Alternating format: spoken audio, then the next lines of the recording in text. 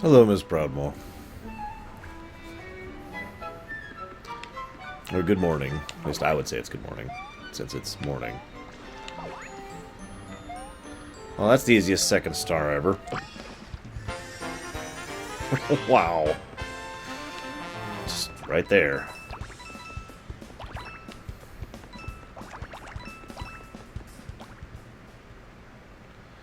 And hey, random. Yeah, we just started.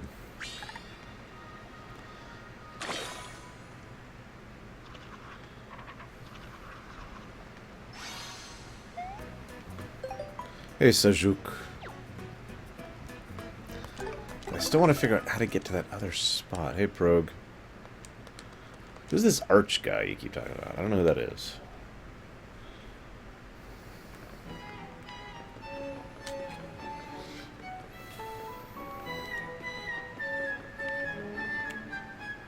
Oh, gee, thanks, Prog. I always love being background noise. It's, when I started going to school, I was like, man, one day I hope to be background noise.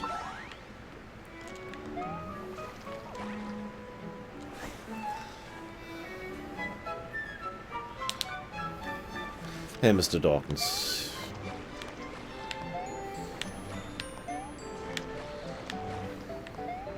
What do you mean, Miss Proudmore? Unless you mean the specific things, in which case I don't remember.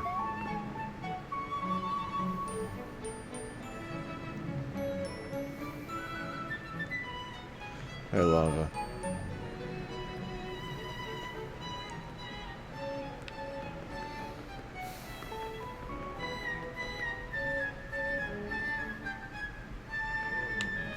It's okay. We all have problems making bad puns sometimes.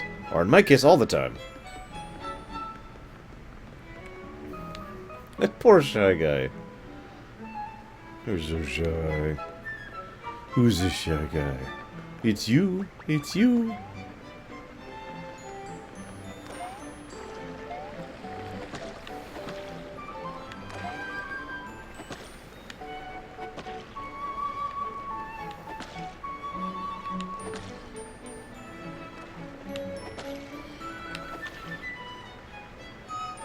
Oh shoot, I had an idea.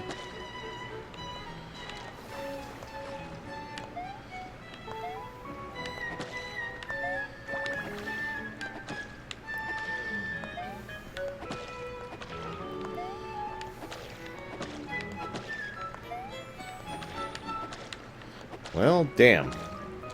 So I figured there'd be another invisible block thing I have to unveil in order to get to those ones in the upper left there, but I'm not finding anything around here.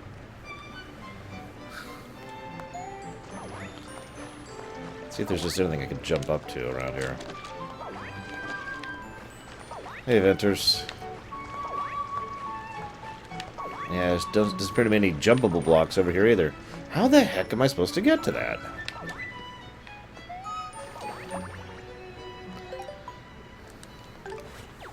Hang on, I'm gonna look this one up. See if I can find anybody else who's found it. What's the name of this place? Plum Park.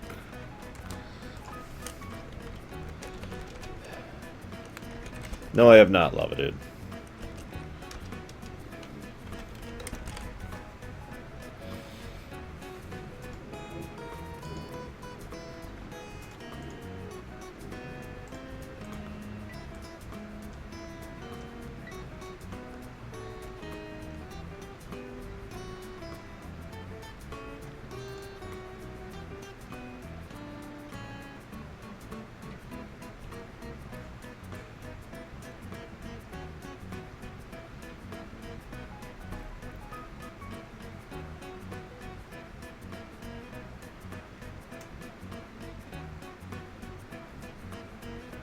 Well, good, Lava. I mean, Rebels in general has been a good show, IMO, so... It's nice to see it's continuing. Hey, Harvesty.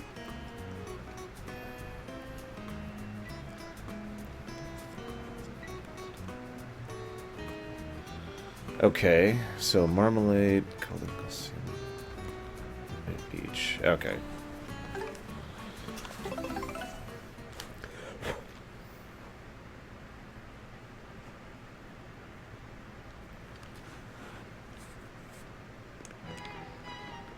I will find this spot, oh yes.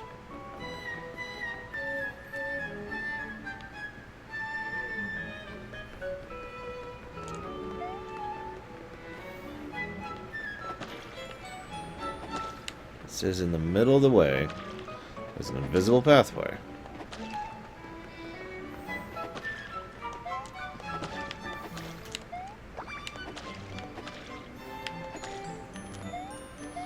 Maybe it's up there. No, I don't, Miss Proudmoore.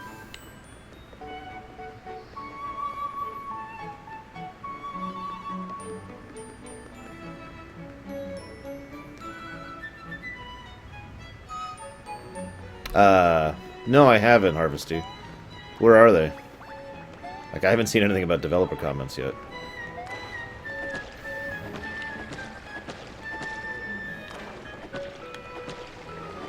Damn it. So there is an invisible pathway here somewhere, I just don't know where. Where is it? You'd think it'd be, like, right here.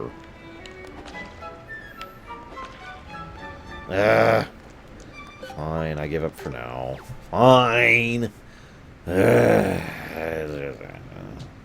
There's one thing I want to go grab, though, real quick.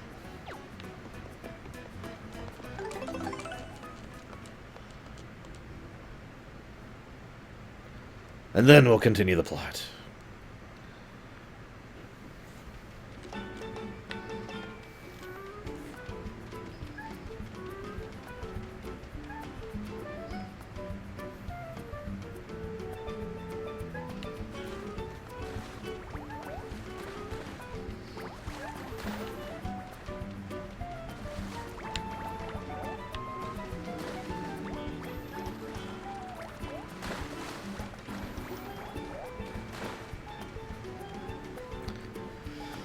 Okay, got through the Cheap Chiefs.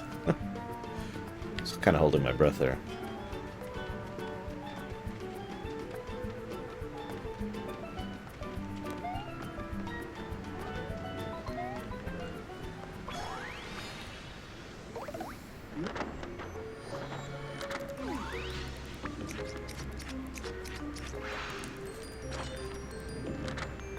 Hey, Luigi.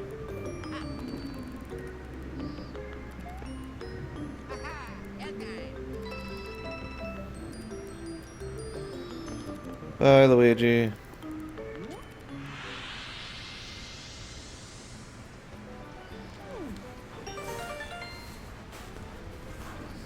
Okay, we've gotten 2 Luigis so far. There are apparently quite a few.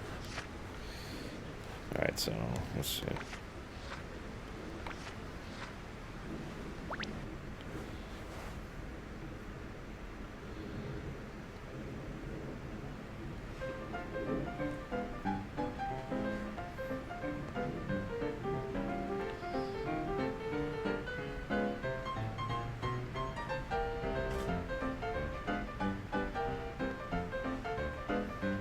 They actually have a specific dance for the Slurp guys.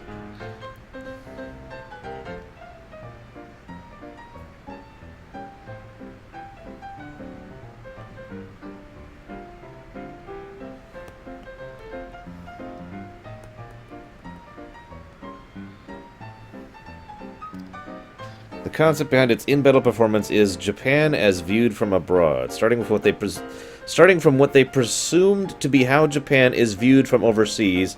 The developers in Japan went comically overboard. There are really a lot of fine details you might not notice the first time.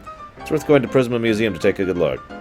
By the way, during the Catalux attack in battle, various types of mochi, Bota, Sakura, and Kashiwa, make an appearance. Did you notice? There's also some Japanese traditional dance robots.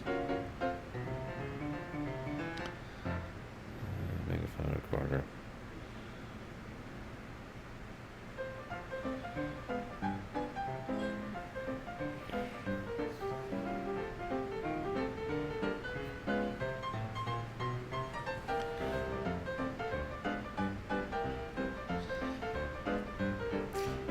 Many years ago, when the Dark Blue Inn first opened, 6 Toad friends made a promise, a sacred oath really, to have a tea party there.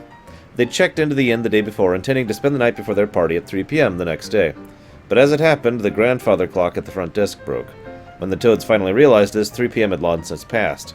The 6 friends fell into a deep depression as the years passed, their tea-sipping aspirations remained unfulfilled. Exactly 200 years after the founding of the inn, the grandfather clock was repaired in commemoration. From the moment the clock once again began to mark the passage of time, mysterious phenomena began to occur within the hotel.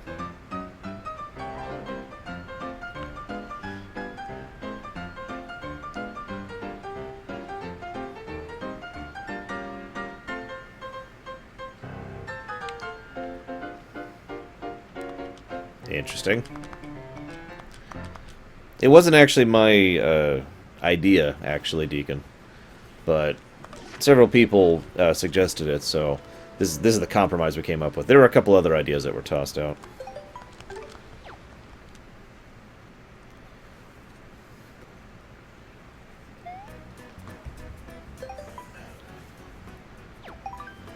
Oh, we have a letter.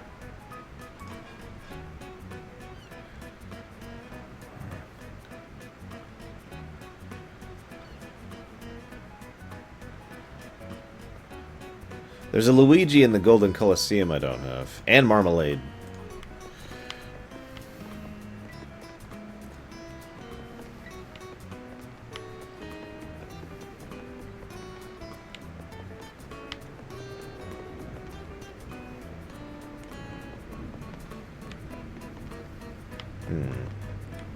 So there's a Luigi here somewhere we missed. Why don't we wait on that till we go back there? Because there's a lot of stuff we're missing from there. But yeah, the idea was to try to make something that was immediately visually distinguishable without being meaningless. Like, one suggestion was just put "great" under there, along with the pluses and minuses, and then change that on the fly, but I felt like that was summarizing too much, personally, this way. And someone said the idea of, like, tallying it up or something like that. But, yeah. Wait, I already did this, didn't I?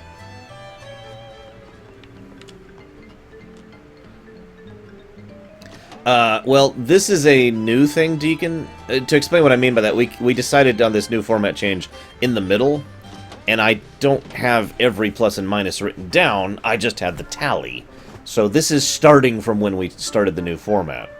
In other words, there should be like 8 or so more minuses over there in the gameplay, for example.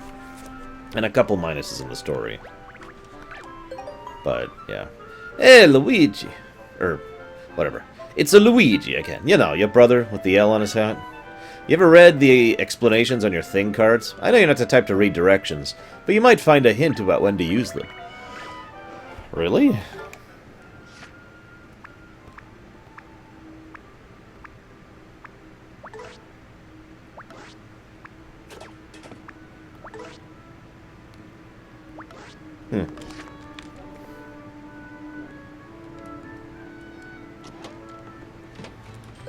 I actually thought about going and rewatching the run just to see where the pluses and minuses were, but that would involve sitting down and watching about, yeah, I don't know, 10, 12 hours of footage. I don't really have 10 or 12 hours to spare right now. I know, crazy. They do, Harvesty? I didn't know that. I'll have to pay attention next time.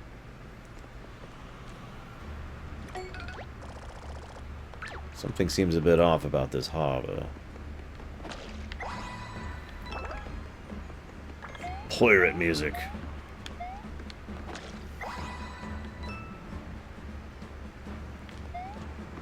It's always a good sign, right?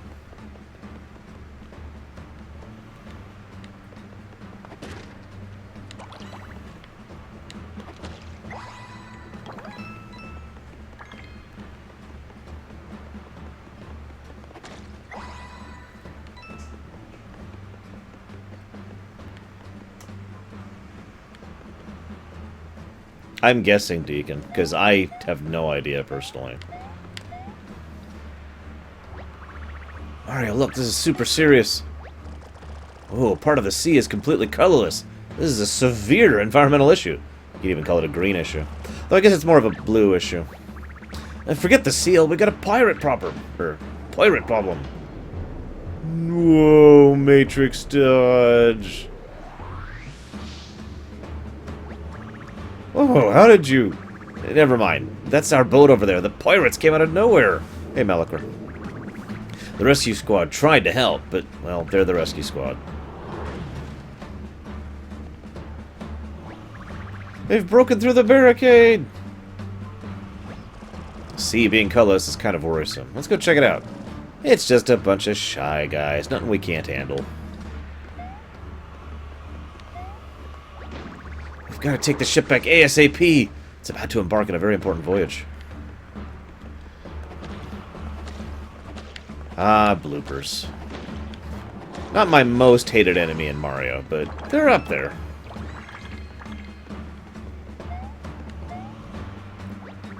Not only did the enemies hijack the ship, they're firing the cannon all willy-nilly. Talk about cheeky. Ah! Don't scare me like that! I thought I'd been creamed by a cannonball. Sorry, buddy. I didn't mean to startle you. Aw.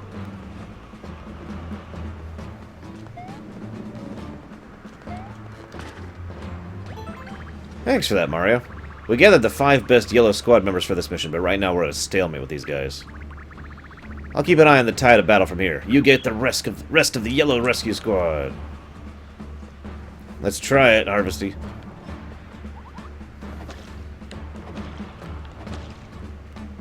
It looks like I can, actually. It's actually kind of funny. Are you really trying to paint the entire ocean with your hammer? How are you still alive? Look, it's working.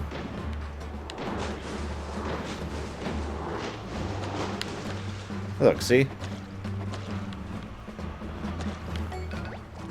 Perhaps I didn't make myself clear earlier. Knock it off! See, unlike the other one, it's actually working, though, so I'm tempted to keep going. Okay, fine, fine.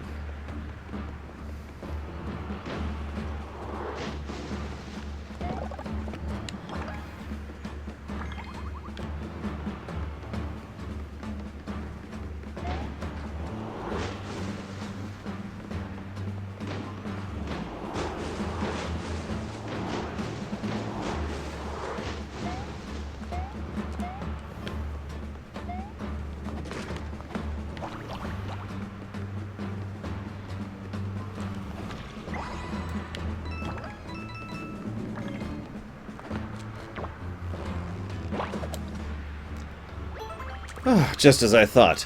This barrel is made of paper! My work here is done. Hello, Malicor. Again.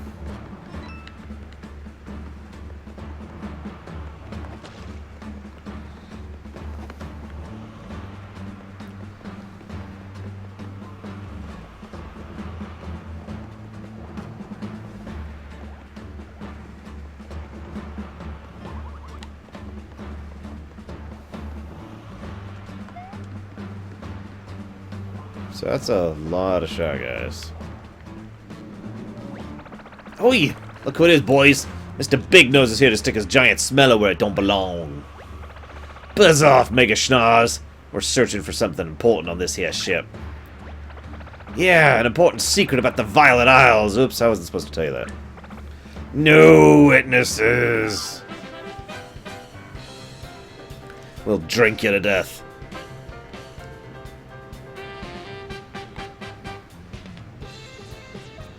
Eh, sure, we'll see what happens. See if I can figure out these things.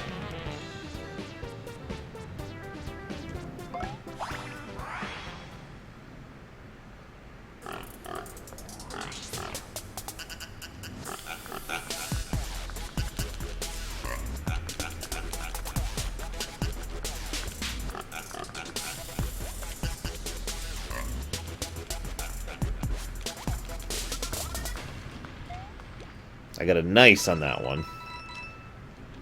But not an excellent. I was just trying to keep tempo with the song.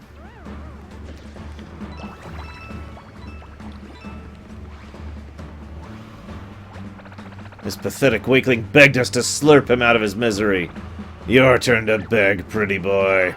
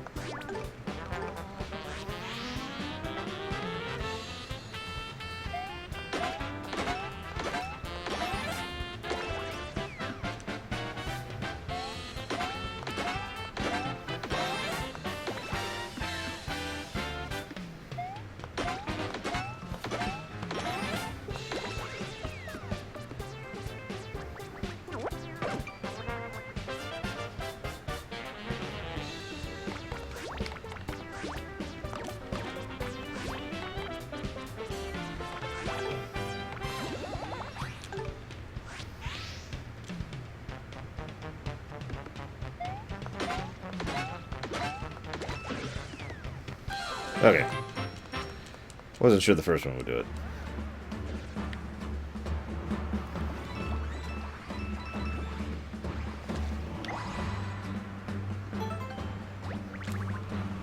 Of course, Sejuk. Huh? I did it! I beat them! Those chumps never stood a chance against me. If you want, guys, I'll go get another pig. I mean, I've got the money for it. Just takes a while. It's actually a bit of a complaint I have, the fact that it takes so long to purchase those things. Yarr! No one interrupts a good old-fashioned keel hauling without paying the price, which is another keel hauling!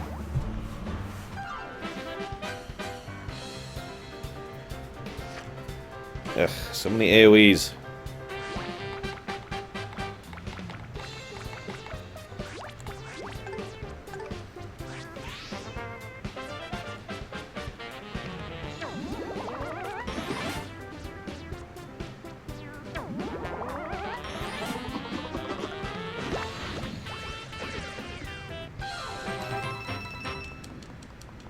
Yeah, like I said, money isn't an issue anymore. Wow, a sweaty palmed back and forth on the bowsprit of a ship. That was just like in the movies. I'm debating Malachor.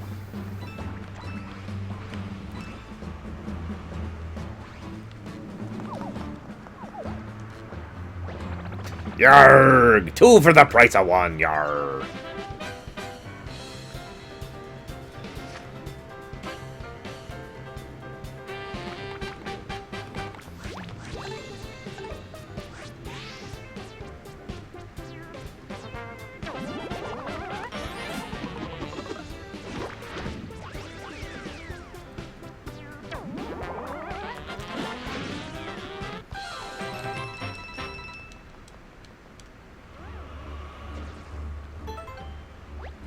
You never think it can happen to you, but here I am, being saved by Mario. I'm such a toad.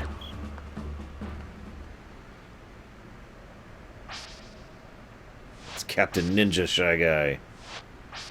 Or something. Slicing through the mist.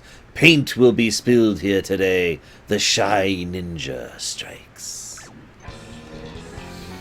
Okay. Shy Ninja. Let's see what you're made of, buddy.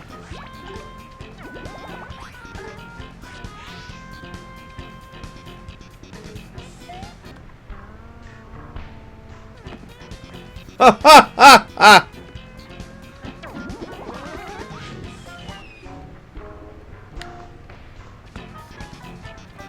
Yes, he did, random.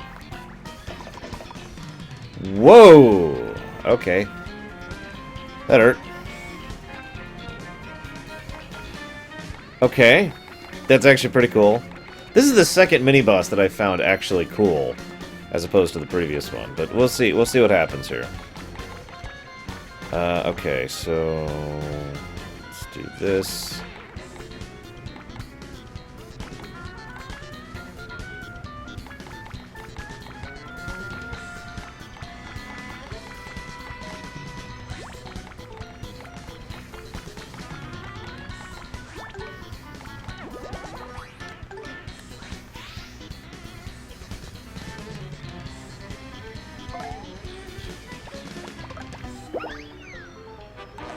Oh, come on! Okay, fine. I'm not fighting a Shy Ninja.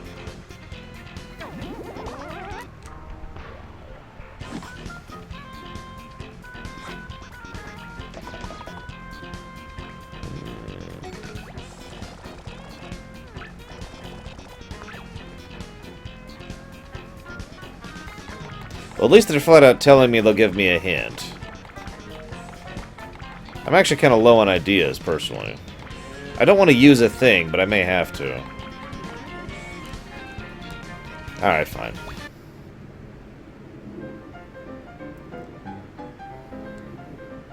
Ugh. In other words, do an AoE, which is what I already thought I was going to do. Whatever.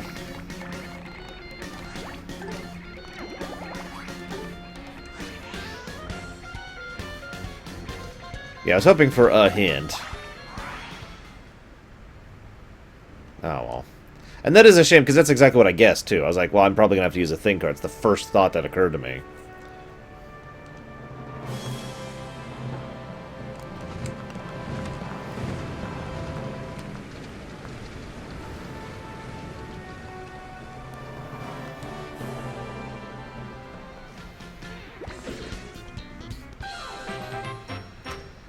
Yeah... That was cool, but dumb. Oh, that black shy guy was so fast, I couldn't track it with my naked eye. No wonder pirates wear eye patches. You know, so their eyes aren't naked when they fight ninjas. It was tough, but we've driven off the hijackers and rescued the rescue squad members.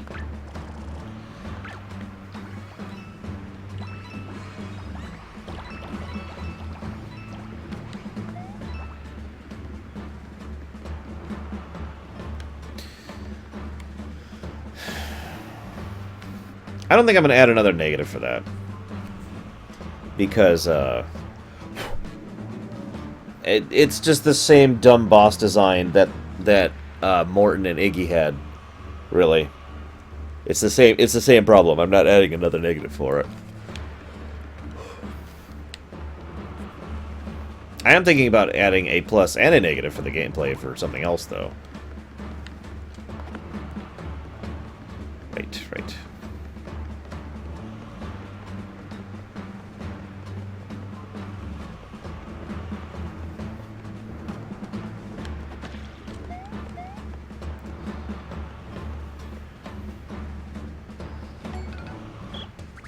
Mr. Mario, sir, the ship recovery mission was a huge success, thanks to your support.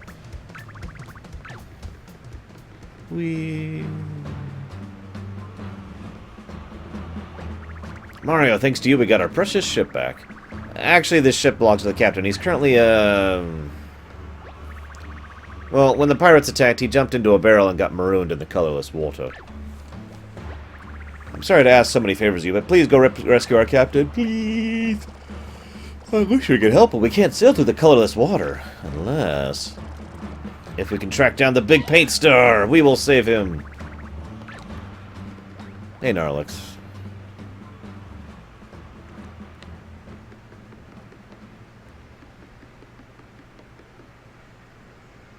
I like how they actually walk out there and then take their spots. That's kind of cool.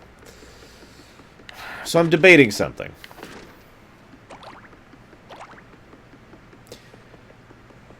If something is firmly optional in gameplay, but irritating to do, does that qualify as a negative for game design? Because it is optional. It's not necessary or mandatory. At least in small numbers, I should say.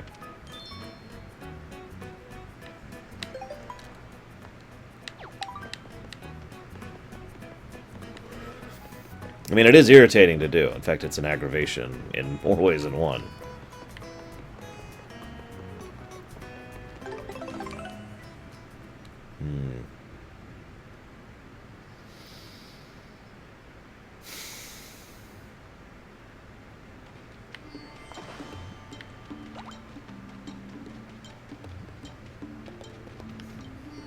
See you around, HGC.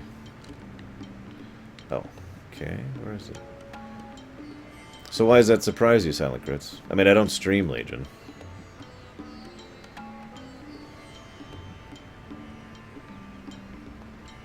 Well, I would argue that it could be streamlined quite a bit to be non-irritating.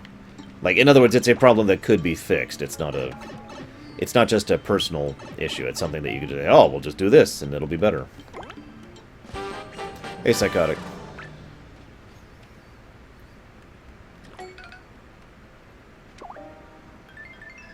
Mario, I want to tell you what I've seen.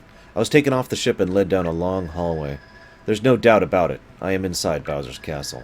But I don't really understand how that's possible, or where the castle is located. We seem to be surrounded by fog? Or clouds? Regardless, I am unharmed. You may consider this Hollow Peach proof of life. I've no doubt you'll rescue me. Please hurry. Sincerely, Peach.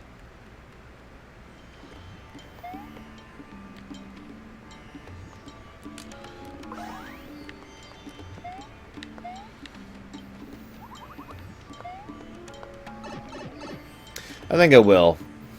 So, you've already seen this on camera, but I want to demonstrate to explain where this negative's coming from, okay? Because I gotta do it anyways.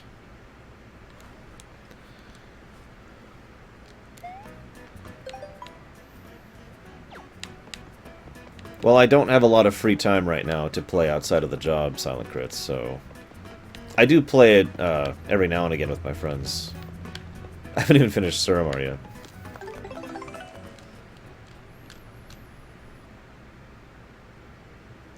I'm just going to go ahead and add the negative here, because I think I agree. It is a gameplay design flaw, in my opinion. Now, I know what you're thinking. Well, what is the gameplay design flaw? Show us, Lore! Whoops, I didn't mean to talk to him. No, no. I wanted to jump. Stupid thing.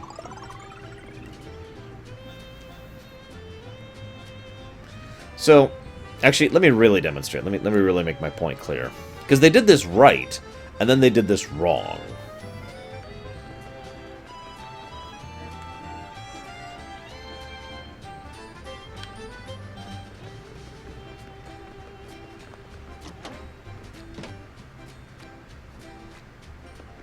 So if I want to buy something from the store, it goes like this.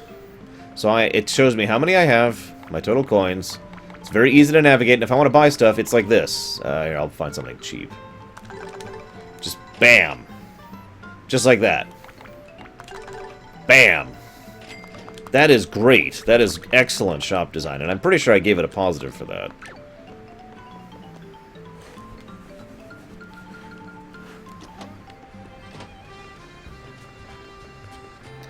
The thing purchasing is ridiculous. So the Koopa Kids, at this point, I actually did a little looking into that last night. Apparently, the latest change is that the Koopa Kids are, in fact, not Bowser's children. Actually, the latest Paper Mario and Luigi game actually makes fun of this fact. It points out how they occasionally try to call Bowser Dad, and then they get corrected. It's like, oh, right, he's not our dad. Oh, well, okay, apparently I have all the things, but you know how this goes. I've showed you this. You know, it's like, talk to the guy, select the thing on here, can't use the mouse pad for it, so that's already a negative. Then it pops up, then I have to walk over, talk to the thing, squeeze it out for the long animation, get it, and then the dialogue closes, and then I have to go talk to him again. This is a bare minimum, depending on how you're defining this, a 3-step process to buy one item. That's ridiculous, and that's why it gets the other negative. That is bad design, in my opinion.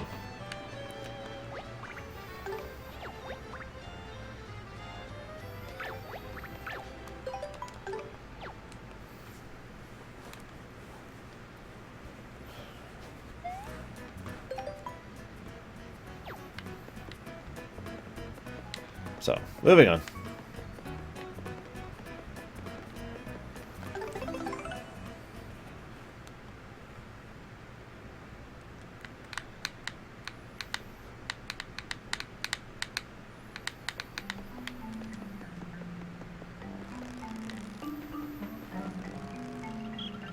Roll call. 1, 2, 3, 4, 5, 6, 7, 8, 9, 10, 11.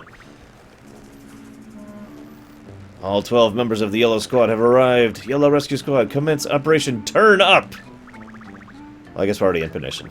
Mind lending us a hand? You can bring up the rear. Don't make this weird. Hey, Shazad. Eve-ho!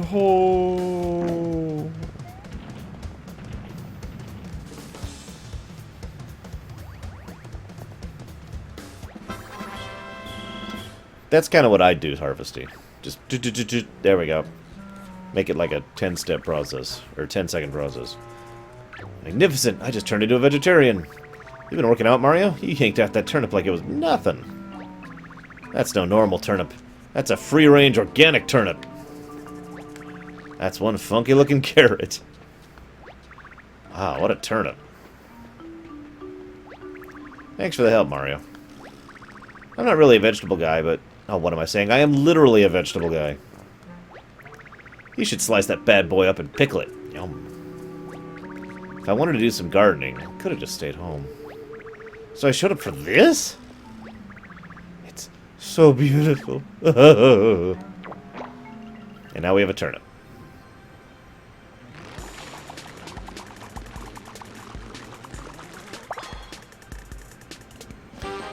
See, this is not the negative, to make that clear.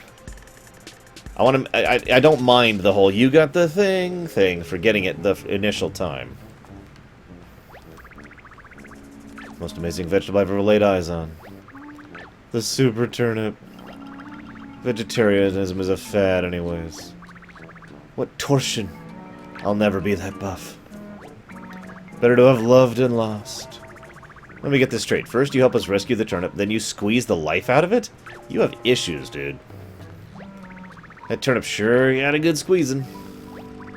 You really should have pickled that bad boy. What a waste.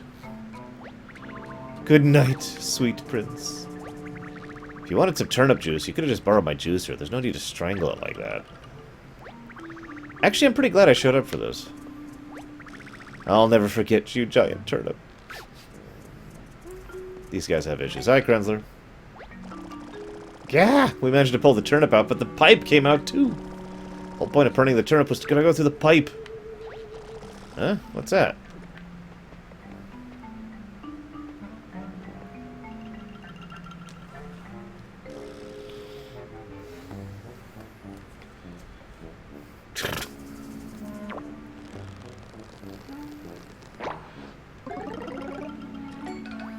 Ha! A new pipe grew out of the same spot.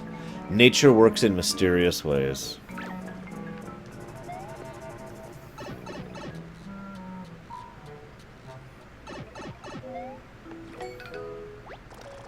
Yes, Krenzler. Ah, finally the forest is normal-sized again. Seems that Kamek's magic didn't reach this far. The old sacred tree. Deep within the sacred forest there lives an old sacred tree. It's said that those who wish upon the tree with a pure heart will see their wildest dreams come true.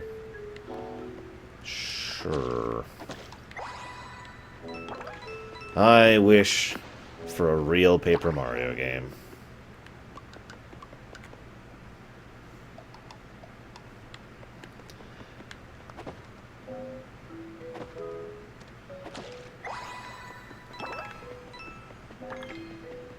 I suppose my wish has been answered, actually, because Paper Jam is far more of a Paper Mario than this is. So, I mean, you know. That's something, I guess? I don't know.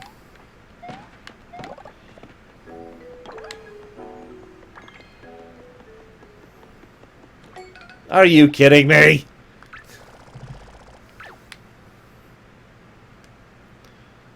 So we went from Mondo to... Yeah. The writing on this sign is super tiny. Why do you think it's so small? Why am I whispering? No, Bowser Jr. is still canon.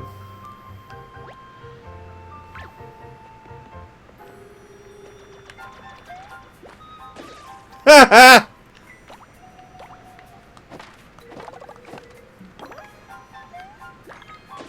Okay. Okay. That's great. I like that. I'd be remiss if I didn't point out that they've already done this in Mario 64. But that was also one of my favorite stages in Mario 64, so, you know, credit where credit is due.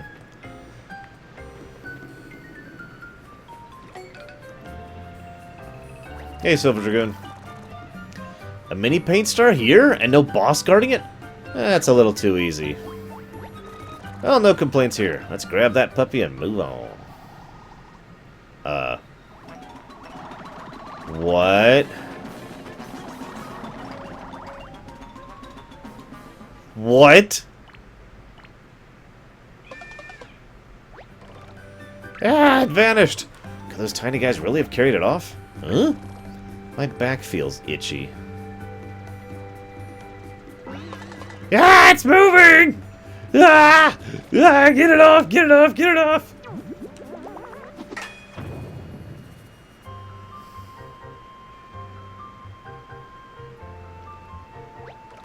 Was that really necessary?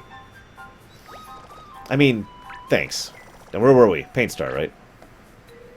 You better not have dented my can, Furface. Plus the story. For this whole segment.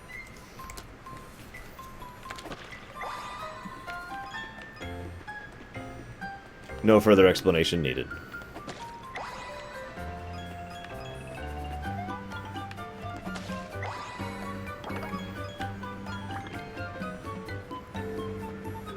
I also kind of like how it's actually harder to see the spots now that they're tiny.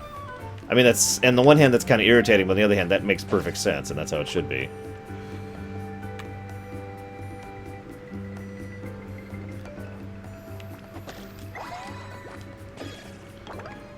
I'll debate a gameplay plus for this section if it turns out to be not irritating.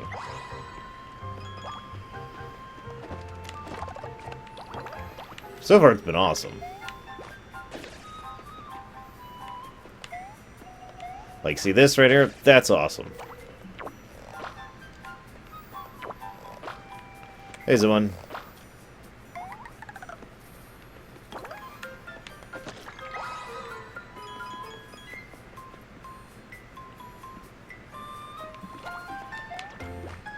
I love how they still attack, too. The Goombas are like, I'm gonna get you! Ugh.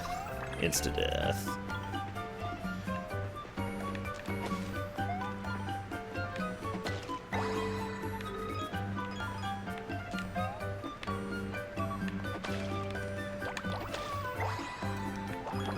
That's a good point. I should actually fight one rather than stomping on it.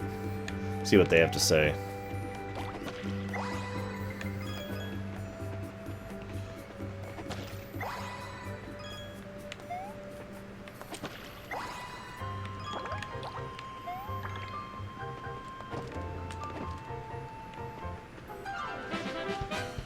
Well, okay. Wasn't what I was going for. What's he say? I'm just gonna sit here and wait a moment.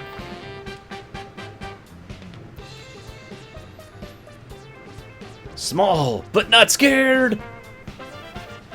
That's the first time I've noticed Mario's like... Oop.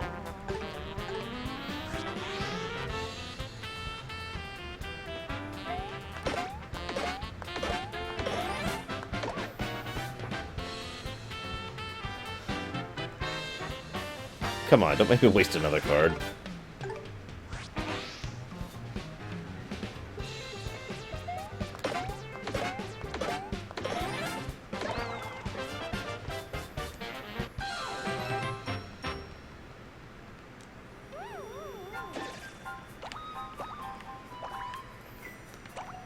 Oh, by the way, for those of you who care, I did my first Mythic last night. Dungeon. I actually did 2 Mythics last night. They were quite fun. I found them enjoyably challenging. We didn't do a timed one. No keystones. Just, you know, regular Mythic. I got a, Neltharian's Lair keystone out of it.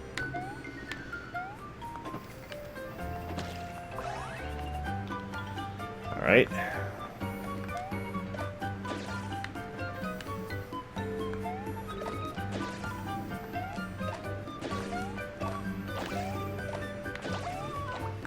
Genocide! We're playing Undertale all of a sudden, guys.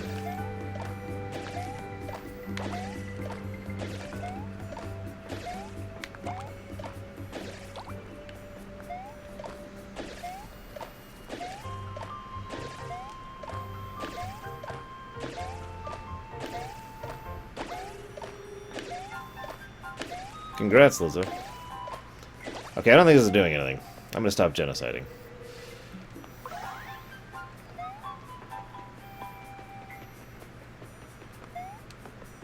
Look, those ants deserve to die, Harvesty.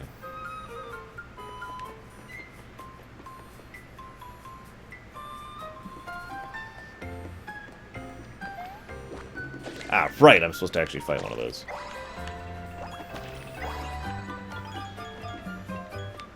That's a good point. These are literally beetles. I mean, they're just one step away from ants.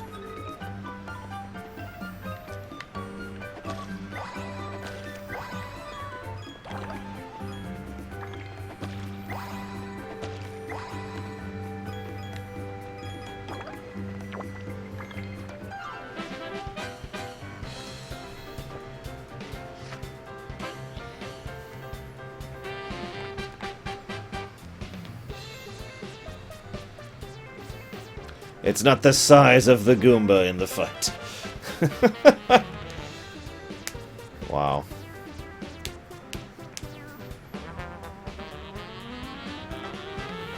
I don't know, Grey Wolf. I was 845 when I did it. Hey, I'm small-boned!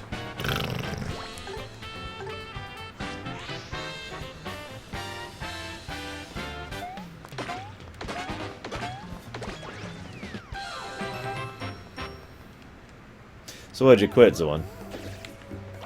Or is this just, I'm taking a break until more content comes out kind of a quit?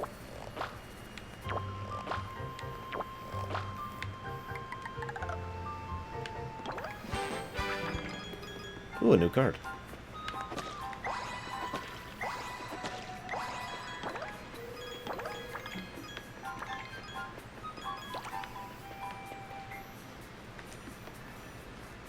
What was that?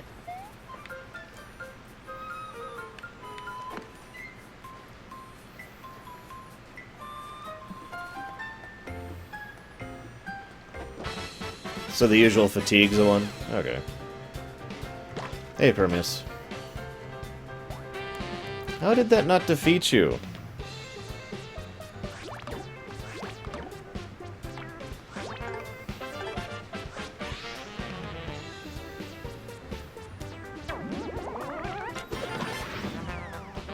Come on.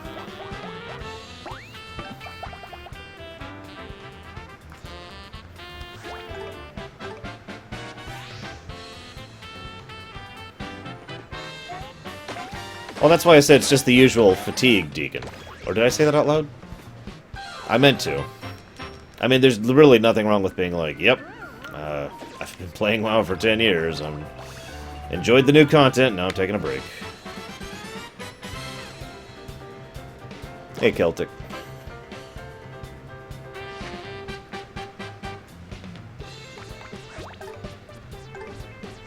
I did say it out loud, okay, sorry. I'm kind of tired, guys.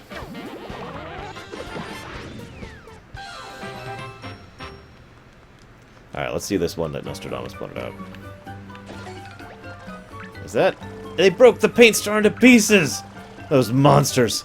Just by the size of this, I guess they broke it into 5 parts. We've got to find the other pieces and bring them back to the entrance.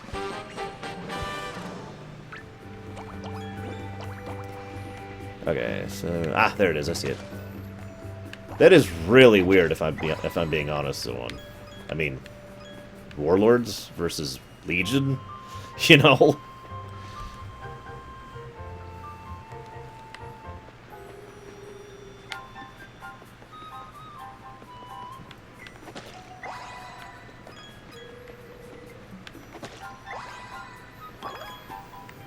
Pretty much Celtic. Although I'm very tempted to give another plus to gameplay, and if this whole section works out, then this will also get another plus to gameplay. Huh? I had a piece of broken paint starting up here. Hold it! We ain't giving that up without a fight. The 5 Shy Guy crew. Yeah! Let's ride, road dogs! It's a Goomba biker gang.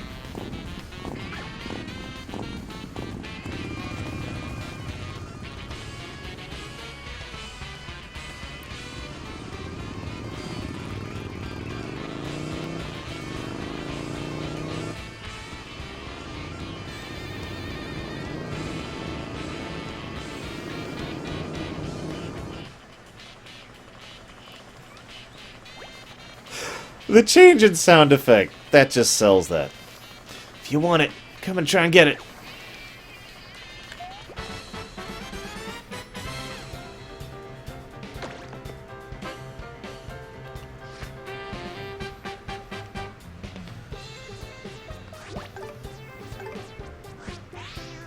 I have no idea, Celtic. We've only fought 2 of the bosses so far, of a predicted 6. Or 7. 8. 8. That was a good example of saw it coming but still amusing.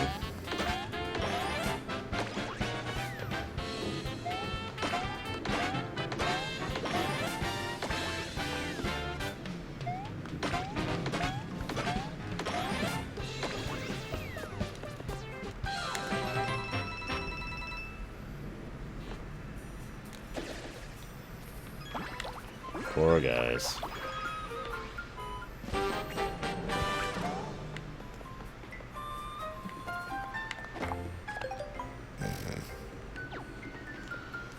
I should be looking for paint spots. There's so many of them.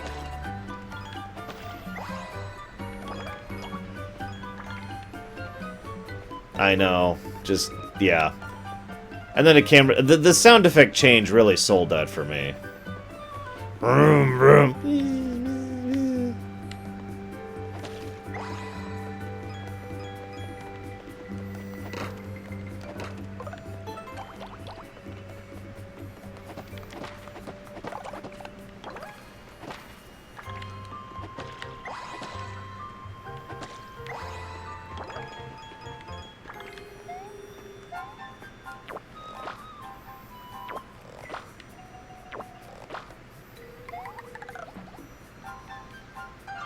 Holy crap.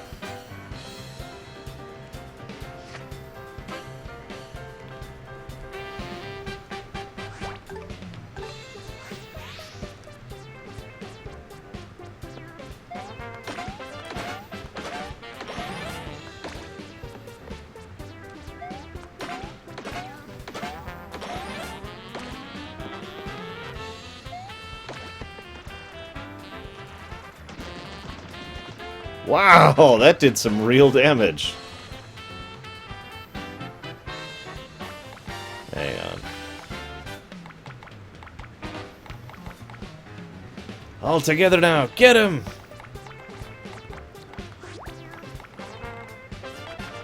Where is it? Where is it? There it is.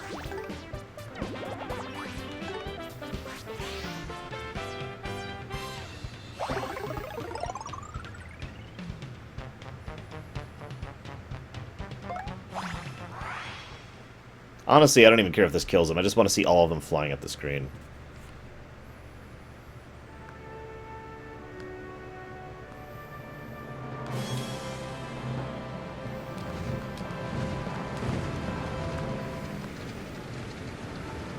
Goomba Swarm!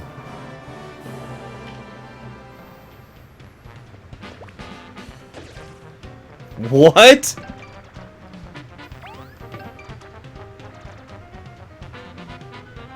Wow. Okay.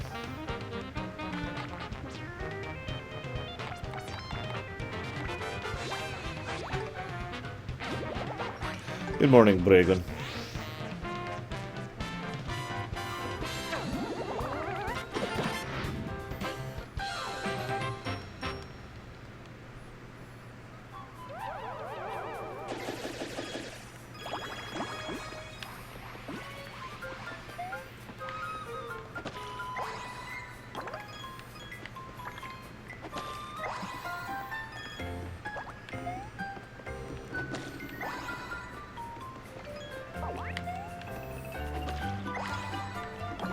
No, no Peach levels. I'm half tempted to give this game a negative for the absence of Peach levels.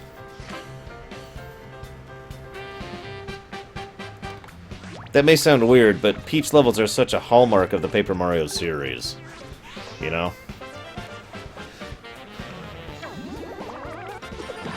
In all 4 Paper Marios that actually qualify as Paper Marios, Peach was a playable character. And I hate to point this out, but, you know... Well, nah, I'm just gonna stop there. In 3 of them, Bowser was a playable character, and in 4 of them, all 4 of them, Peach was a playable character. And yet we're only playing Mario in this one. I don't think that quite deserves a negative. I'll have to debate it some more. Please, Sacred Tree, hear my plea. I wish to join the rescue squad. Wow, this Sacred Tree is just as giant as the rumors say. Mega Mario? You're huge! Did you eat a Mega Mushroom or something? They don't even grow in this climate. He's not huge, you're just a shrimp. Kamek's magic must have shrank you. What? No! I came to ask the Sacred Tree to get me into the rescue squad. But now I'm a Micro Toad and they'll never let me in. You guys gotta help me grow again. I'll wait at the rescue squad headquarters in Port Prisma. Though it might take me a while with these tiny legs. You can do it, buddy.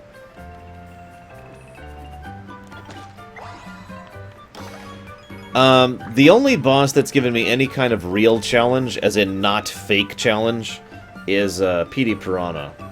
The PD Piranha fight was so good I gave it a positive to gameplay just for the fight, though. But challenge has overall been very low. Hang on a sec. I'm just gonna stay back here. You go ahead and whack it with your hammer. Not yet, Celtic. Although I am prepared to do so. Although I don't think this game will get it at this point. But, you know, I was prepared for the idea of stopping a premiere run because of negatives. I want to test something here.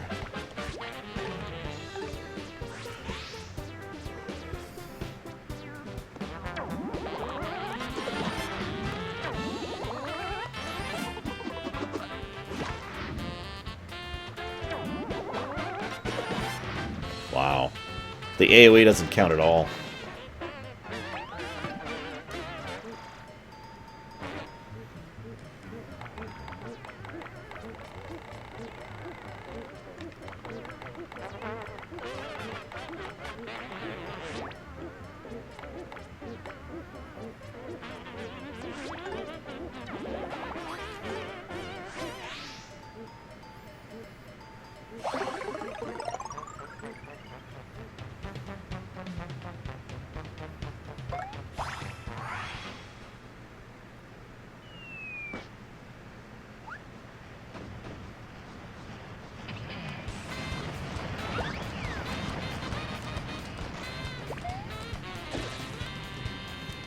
Still didn't kill them all.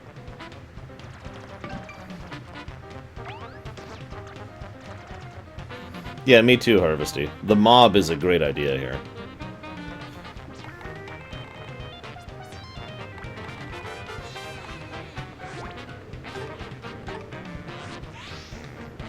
Yes, it was PT instead of PD.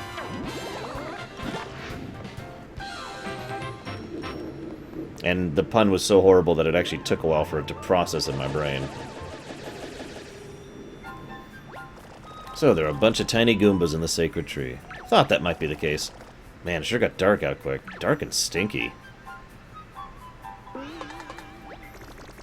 Ah, Mario, get it off, get it... On second thought, I've got this one.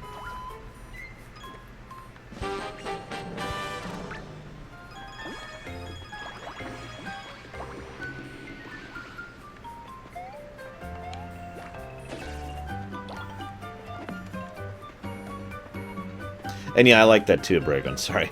I thought that earlier. I didn't say anything. Hey, Shadow. Look into some lighthearted horror. Well, that reminds me of something I need to do before I forget. Again, I keep forgetting to do this. Sorry, guys. Give me just a sec. I keep forgetting to do something.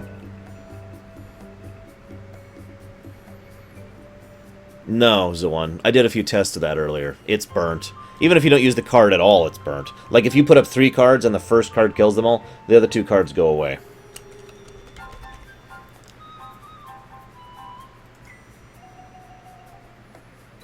Is this it? Yes, this is it. Okay, there we go. Done. Yes, Silver Dragoon has returned to us. And he wishes to join the New Republic. Like a traitor! Although, considering he's basically a fake Imperial, that doesn't surprise me. Oh god, that's a lot of guys. Psst, Mario. Hey, it's Huey. It smells like there's a bunch of Goombas out there. Either that or you could really use a shower. Goombas? Yeah, I thought so. Okay, I'm just gonna stay in your pocket on this one.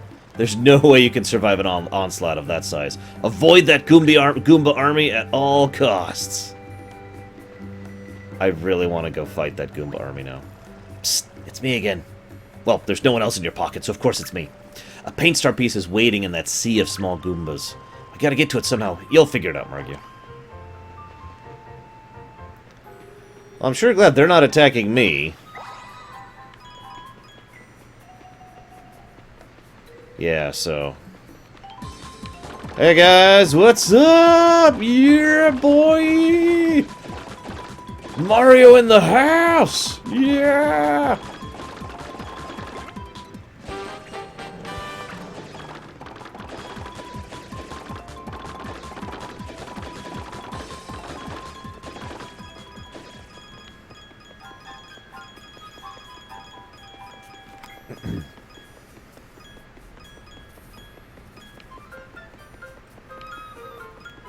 Many Goombas died to bring us this level.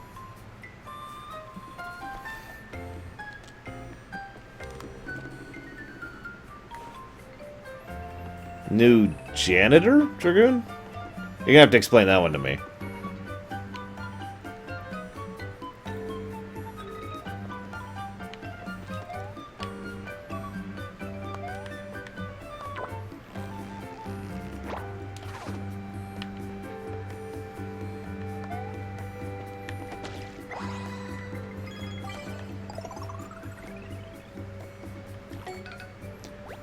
Well, it's definitely a pipe, but it's tiny.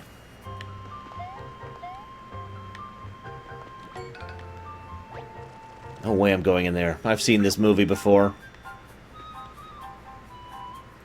It feels wonderful, Permeus. Oh my god. The red eyes just sell that.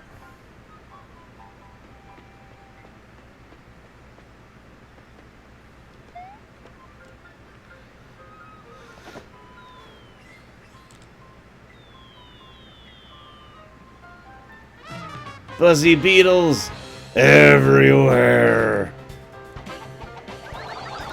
Oh god, oh god. Okay, yeah, okay.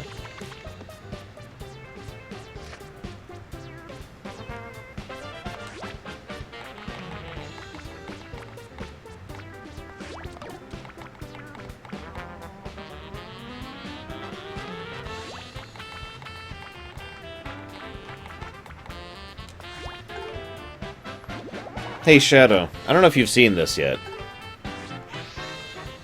So they can't one-shot, or two-shot you, Bragon. Wow, that didn't knock him over. Okay, that's unexpected. Japan attack!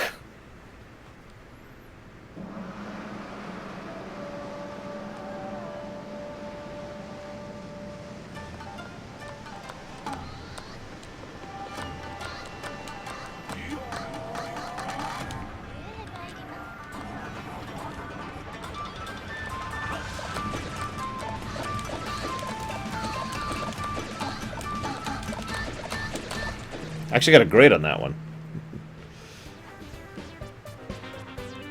That did way less damage than I was hoping for. By a factor of about infinite. Okay. Alright, time to bring out some big guns. Let's just do this.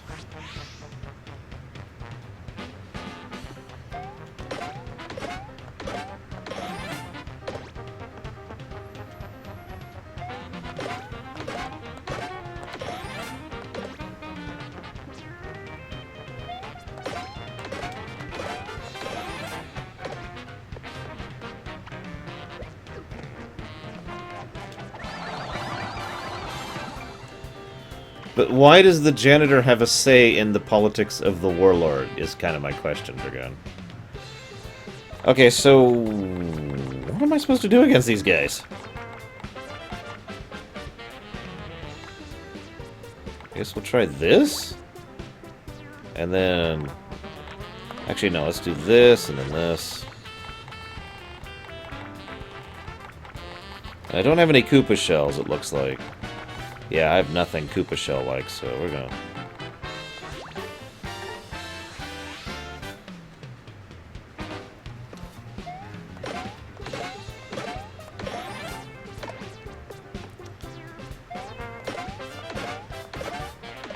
Well, I was hoping to knock him over for the hammer attack, but I guess not.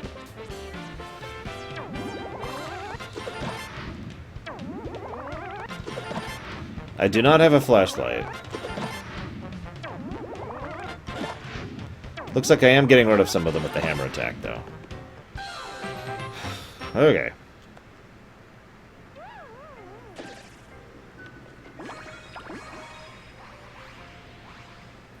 You truly have an unusual faction, Dragoon.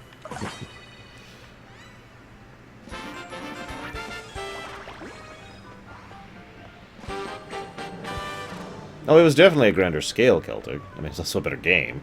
So, I mean, whatever.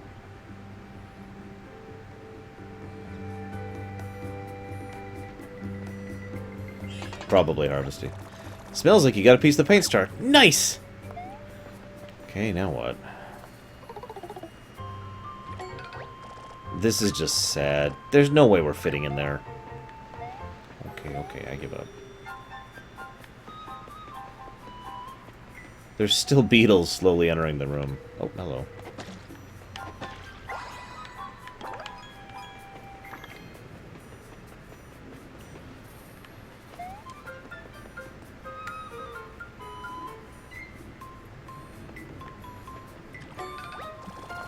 Alright, let's put that paint star back together.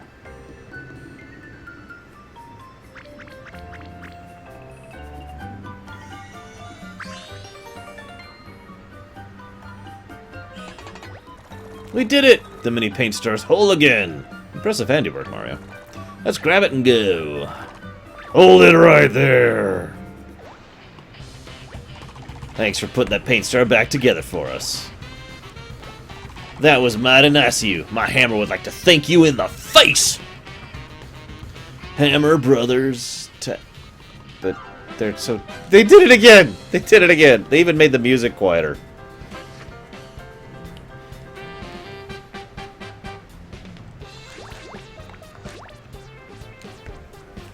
I can still hit you from down here! I'm sorry, Shadow. Makes a lot of sense, though, doesn't it?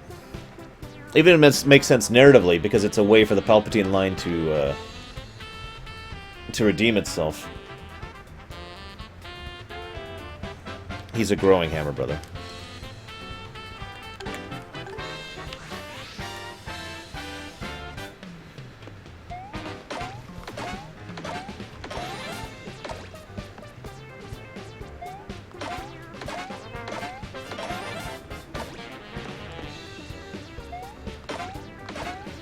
I have no doubt that she's not actually Palpatine's daughter, by the way. It's too good to be true.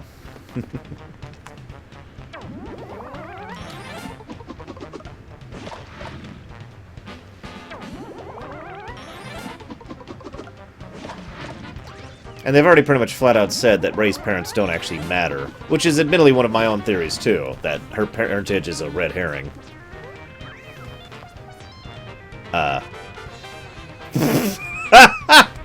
Okay, if I haven't done it yet, but I think that officially is the point at which I can give another game plus to gameplay for this section.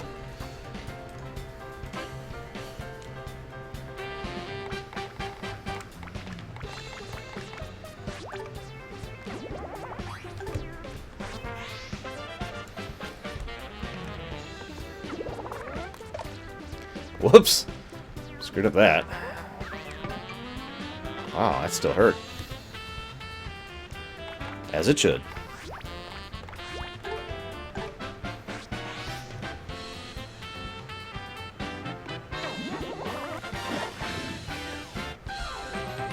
I sure hope not, Sajuk. That's just such a typical, boring, obvious thing for them to do that I would actually dislike that at that point. I'd rather her parents not mean anything than her be related to the Skywalker clan. Personally. Yeah. The coins are tiny. Ooh, another Rochambeau tumble. But you're right, she's probably related to the Skywalkers.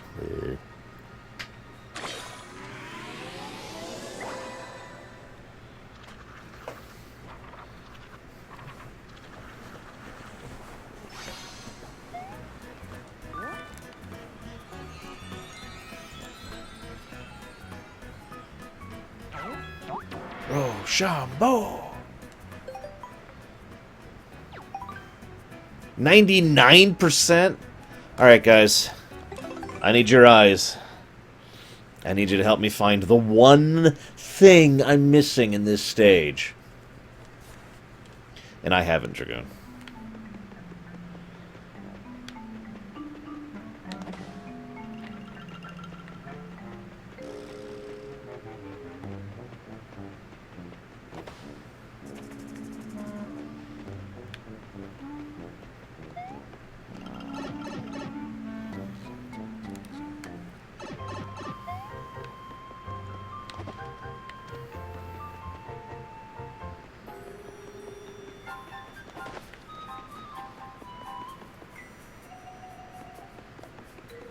Very carefully, Zorn. You can imagine how horrible makeout sessions are. It's just non-stop paper cuts all the time.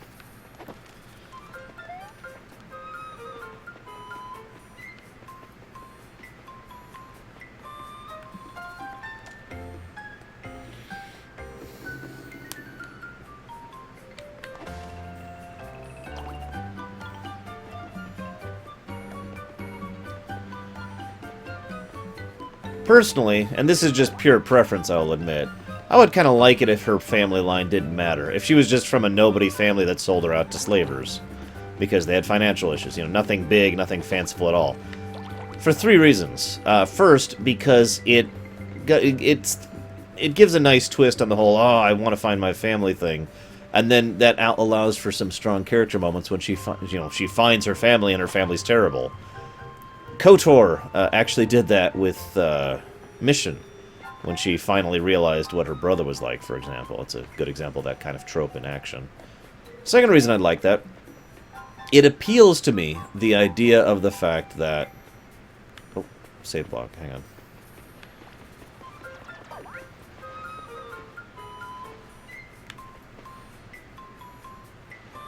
Where? Oh, there it is! God!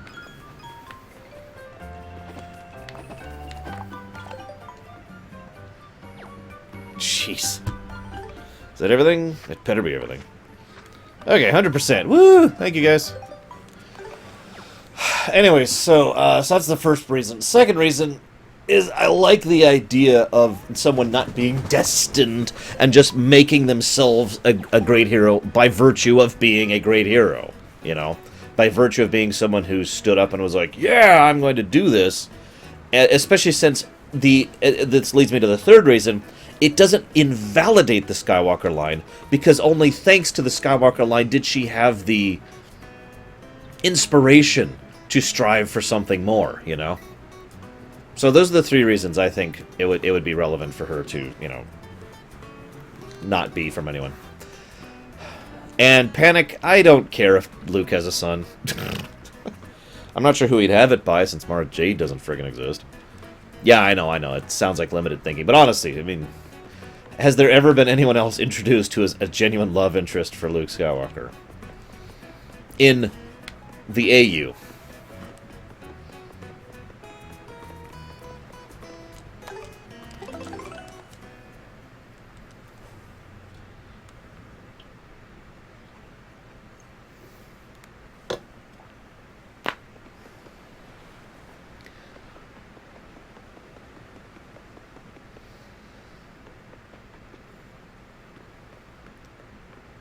Wow, this is a nice looking base, actually. Look at this place. Hey, what's up, dude? Got some good stuff here. How's 1,000 coins sound? Sold! You got a bunch of cards. Thanks. You didn't get them from me. Didn't even... Oh, that's actually some nice cards there. Including some stuff I don't think I had before. Go, Harvesty. Get ready for work. Well, this one's gonna take a minute.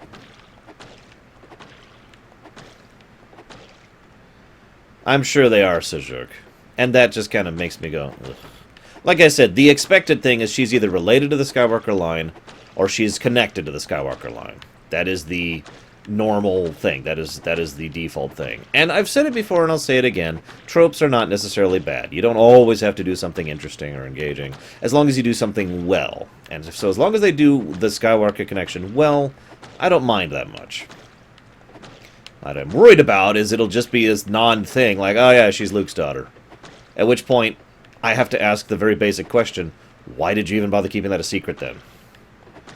There's no reason to do a build-up if she's Luke's daughter. Just say, oh yeah, hi, my name's Rey Skywalker. Boom! That's all you'd have to do for that.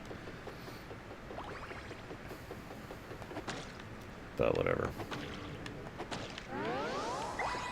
Okay, jeez.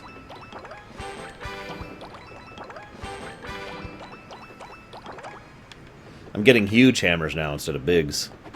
We've officially gotten to rank 3 of attacks.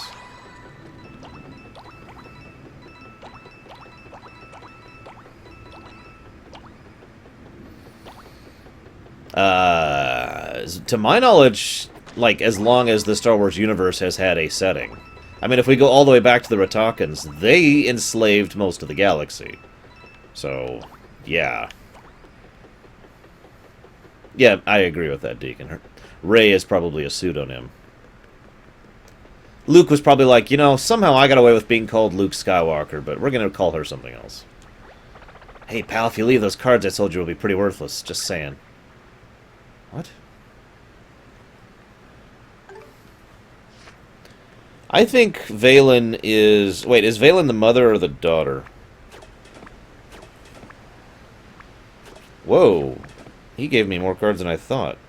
Whoa, he gave me a lot of cards. Damn. But I really want to give these cards to the museum. There's a lot of new cards here.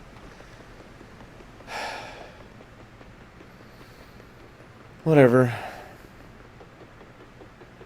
The daughter, okay.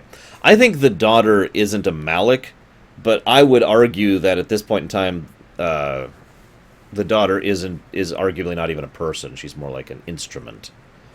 And that's unfortunate because that would also be a good way for Vishay to come back yet again, which I don't want. Vishay is an excellent example of something I've talked about many times. If I could segue for just a second. Kefka, I know he's an example I use a lot, but bear with me, is a horrible, despicable human being. And yet I want to see more of him. Every time he showed up on the screen, I'm like, yeah, it's Kefka. And it's Kefka's theme, and it's awesome. Because there's an enjoyment to the character, right? Even though the character is a horrible individual, in lore, I, out of character, do enjoy their presence, right? Makes sense? Then there's the type of character that you just want off your screen. That's always the phrase I've used for that. It's a character that's just like, ugh, go away. I don't want you in my story. Vishay is the second for me. Vishay is a horrible person, of course, but that's not the point. The point is, I think he's a horrible character. I think he's someone who I just want to go away. I want him to stop being in Star Wars. Damn it! You know? Can a society have slavery but not be completely reliant on them? Yeah, that's actually pretty easy. I can't think of any society that's done that, even in fiction, off the top of my head, because the usual temptation is, you know, we have slaves, okay, then we have slaves, then we have slaves, if you follow the visual presentation there.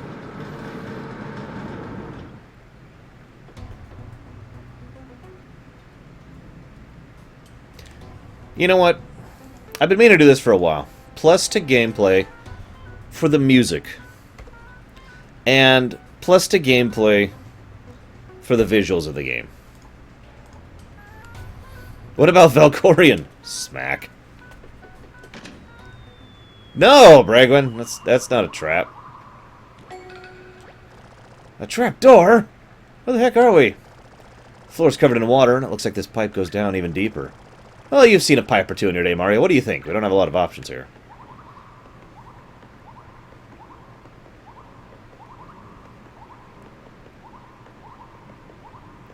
So, the music and audio direction is phenomenal. I'm sorry. It is really, really good. It's on point. It's very atmospheric. It hits several different ranges. It's not all light, happy, silly. There's been some genuinely serious, some tense, some suspenseful, some atmospheric music. There's been some really, really good music, and it's been specific to the scene, and that's a key point. There's a lot of composers out there that can do one type of music, and they could do it quite well, but they don't have a lot of range to their music. So they basically just adopt that type of music to every scene. It takes really good composition, really good musical design, really good sound directing in order to make a song that is specific to the scene and helps pull out more feeling, more immersion, more enjoyment of a specific scene. So the overall sound direction of this game is fantastic. A great example of that is the level we just did prior to this one, where it's like, yeah, brr, brr, big, loud music, da-da-da-da, and then the camera zooms out so we see the tiny one, and the music immediately gets da-da-da-da-da. It's the same song, but it's just shrunk as if there's like a little speaker right by the little guys that's playing. That's great sound direction. And the visuals, I don't have to explain. This is a gorgeous game. They have done so much in so many ways. I've been trying to point it out as we go. But like in every stage, there's something that makes me go, wow, that's really well done, just with regards to the visual design. So, and both of those go in the gameplay category. Kylo's lightsaber didn't bother me, but I think it's a neutral. I don't like it any more than I dislike it. What would make me like it is... Hang on, let me try and visually demonstrate, okay? No, this is Wii U, Renegade. Okay, so... let me grab my screwdriver here. So here's the lightsaber, right? Now what he has is this. Or hang on, we'll do it like this. What he has is this. Now this has its uses, and this could be worked around, and this could be trained. I think if we can accept the idea that you're using a weapon that can kill yourself with a slight misstep, we can accept having this on there. That doesn't bother me. What bothers me is this is not good design. What would be good design, and I have to use my fingers for this, would be this. In other words, I'm doing it wrong. There we go. In other words, if like someone, the point here is if you catch someone's parry on the lightsaber and then you move down the sword, it'll actually be caught in the V formation here, and then you could basically you have control over their weapon at this point in time. There's real life weapons that have this kind of guard. I forget what the proper term is. Forgive me. I've actually used swords like this in the past. So this would have made perfect sense, and I would have called this a definitive positive for Kylo's lightsaber design. But they didn't do that, so it's just a neutral for me.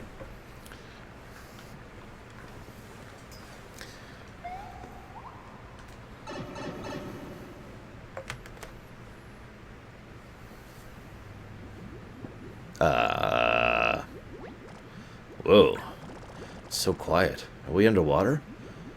But we can still breathe.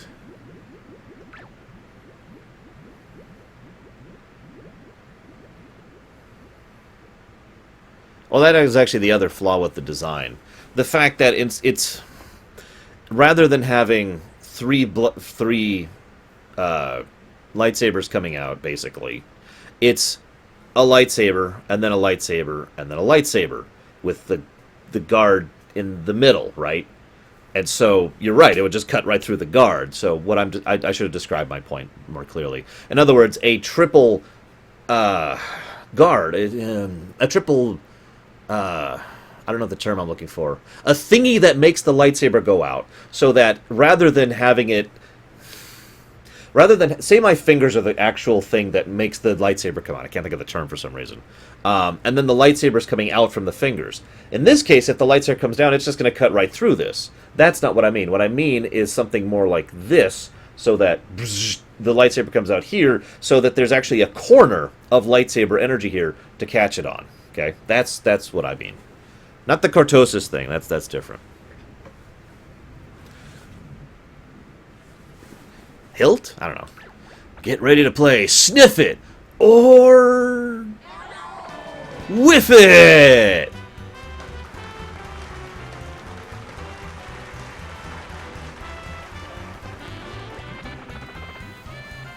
Only Bowser's minions would have a well-done, well-designed trap that traps you underwater to make you go on a game show. That's right, folks. It's that time once again. I'm your host, Sniff It. And our contestant today is... Why, if it isn't our old friend Mario. I like how he's waving. There are 7 rounds. Win at least 4 of the rounds, and you'll win the grand prize, a mini paint star. Win all 7 rounds, and you'll be invited to participate in a special bonus round. Ooh. Use the cards you have on hand to answer the questions. Okay, that makes sense.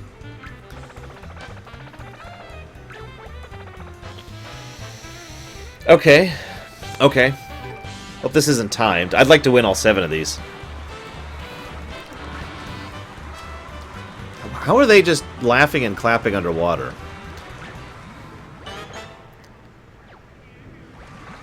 Spinning card.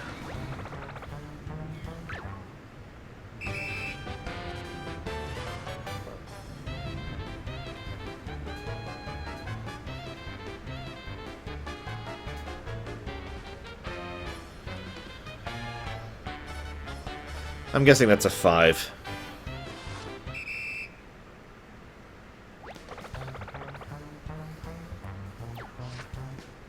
Is there a timer? There's no timer, thank God, okay. Where is it?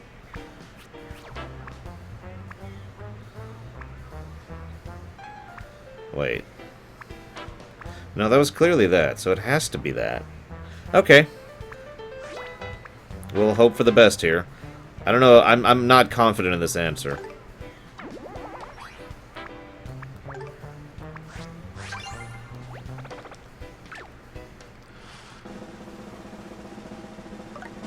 Okay.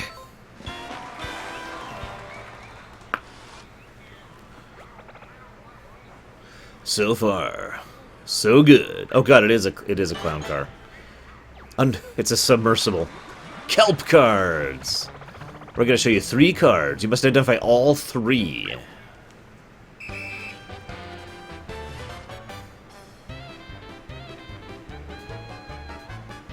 Okay, that's easy. Weak, fire, and blue thing. Weak, fire, and blue thing. I like the music, by the way. There's fire. There's weak.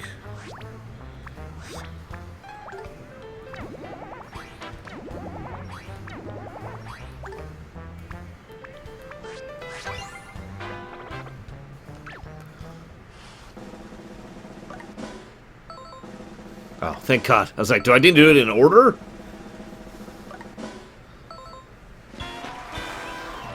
Bum bum bum bum bum bum bum bum bum bum bum bum bum bum bum bum. Round 3. Entwined cards. We're going to show you 2 cards. Identify both of them.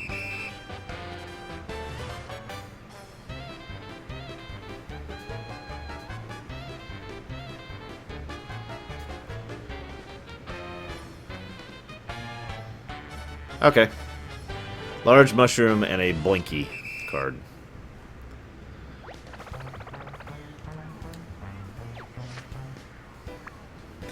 I'm really sad. He gave me some really nice cards I'd like to put in the museum here. Where's the boinky one? There it is.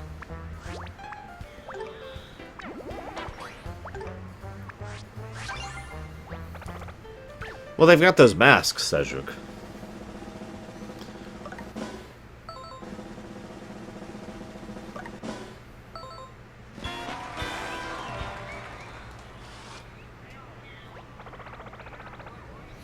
Congratulations, that's 3 correct now. Just 1 more to clear. Round 4. Paint that card! We're going to paint a card right in front of you. You'll need to choose the same card from your hand and then paint it the same amount we painted. Oh my god, okay. So how much are they painting it?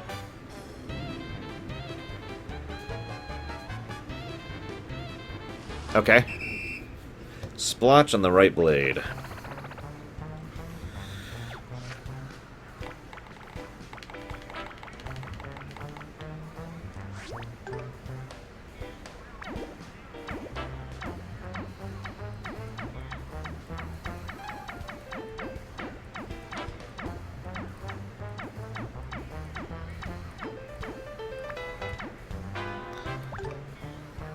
It's as close as I could get it.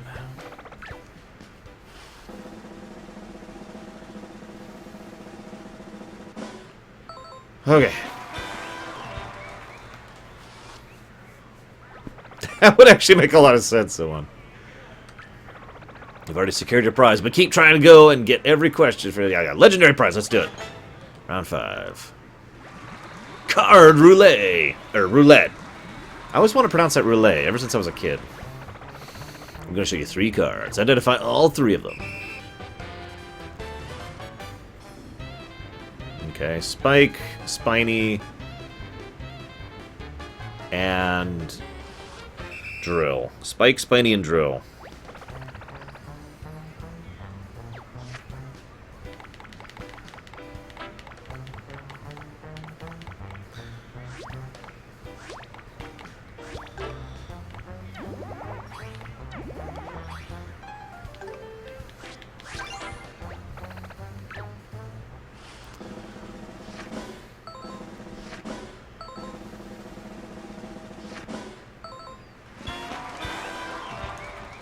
I love the fish as confetti, by the way. Round 6. Falling cards. 3 cards. Alright, let's do this. Feel free to help me if I screw up, by the way. Okay, so big hammer, iron hammer, red hammer. Big hammer, iron hammer, red hammer.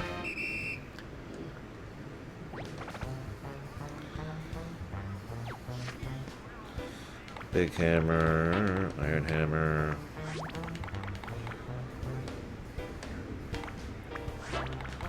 Where's the red hammer? Is that the red hammer?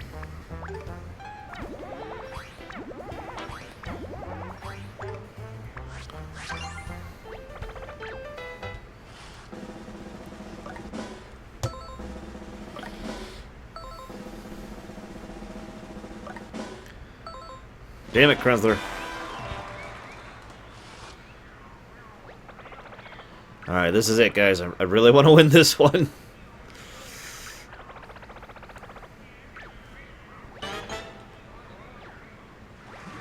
Card recall. 4 cards. Okay. Bat, Pow, Big Blue, and Fire. Bat, Pow, Big Blue, Fire. Okay.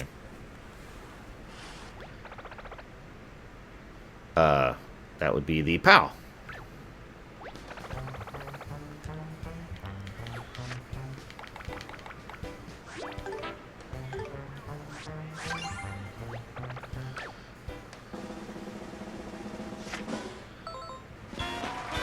Okay. Now the bonus round. Well, Mr. Perfect, you've earned the right to challenge the bonus round. Get all 3 questions correct, and you'll receive an extravagant legendary prize you can't find anywhere else. But get even 1 wrong, and it's an instant game over, and your save file will be erased forever. Just kidding. But seriously, if you get 1 wrong, it'll be game over, and you won't get credit in the other rounds for clearing the other rounds.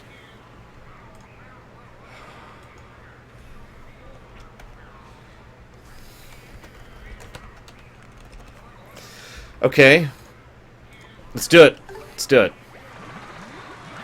Let's do it, guys.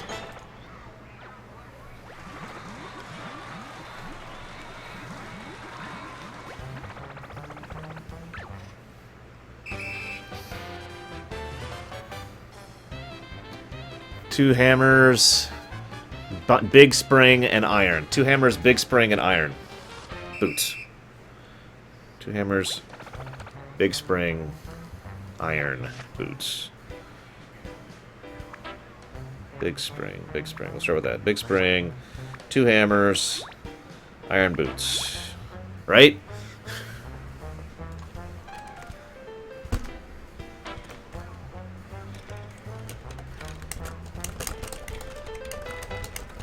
Two hammers, big spring, iron boot. Okay, okay. I'm running out of paint.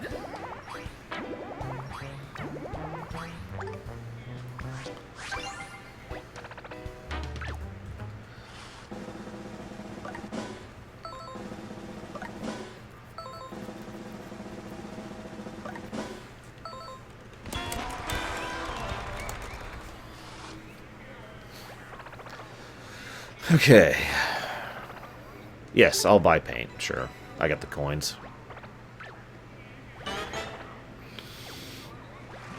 Kelp cards, too. Oh, God. Okay. 3 cards. We have to identify all 3.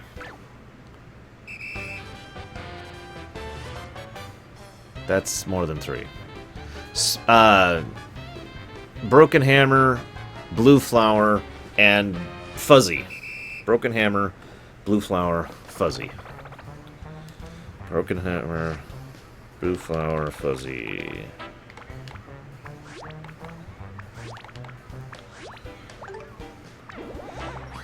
Damn, I'm glad I just refilled. That was a lot of paint to do that.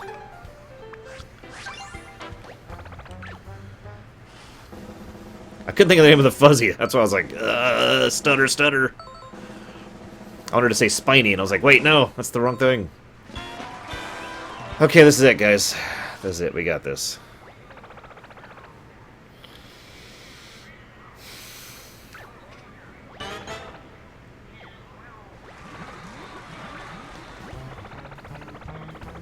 Oh god, it's gonna be a memory game. I'm terrible at these, guys. I'm so bad about these. Okay. Okay. Help me out here, guys. I'm gonna need help. So the blooper's carrying the spring. Cheep Cheep, 2 jumps, and Sniff It was a big red. Which card was the blooper holding? That was the spring. That was a normal spring, right? Right? Blooper was doing a normal spring. Right? I gotta wait 30 seconds now. I hope there's no timer. No, don't pass. That's not what I meant to do. Blooper spring. Okay, I see. Blooper spring, so normal spring. This is it, guys.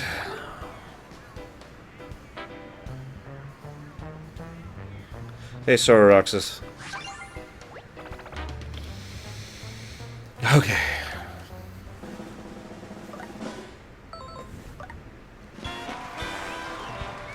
Hey, Tigzar. Incredible, you cleared the bonus round. Congratulations, you're our newest Sniff It or Whiff It champion. Now go and claim your legendary prize. Until we meet again, Mario, and for all you watching at home, we'll see you next time on Sniff It or Whiff It!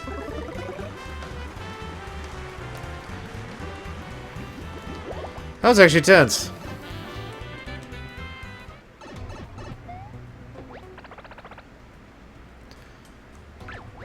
The legendary prize is a camera. Squeeze it as hard as you like. I like how the Sniffits are pretending to be showgirls here.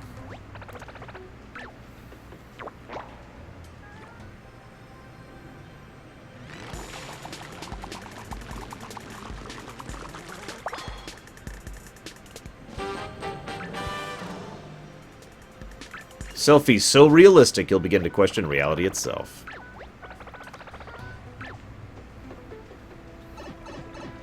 Okay, that was fun.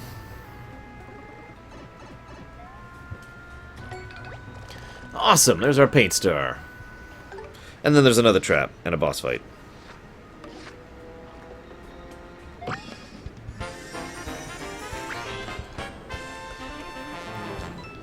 Oh.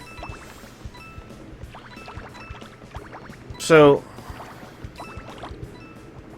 game show things are basically a common staple of the Paper Mario games. It's in almost every Paper Mario. There's some kind of game show thing, right? But it's still a good thing. It's still a nice variety of gameplay. And that was even a nice twist on the standard thing with the whole bonus round, which was completely optional and would completely screw you over if you screwed it up. So I'm going to give that another positive to gameplay. That's what I'm here for, Tigzar. To spoil you rotten.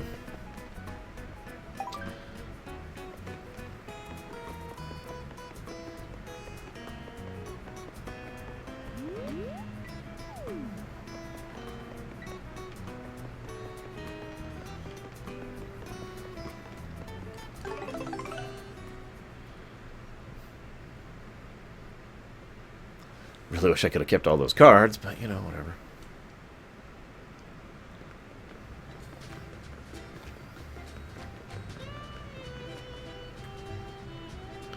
Now, one thing I was going to say is that it kind of sucks that it requires 1,000 coins walking in. But then I started thinking about it. 1,000 coins is a joke in this game. I burned 1,000 coins without even trying to.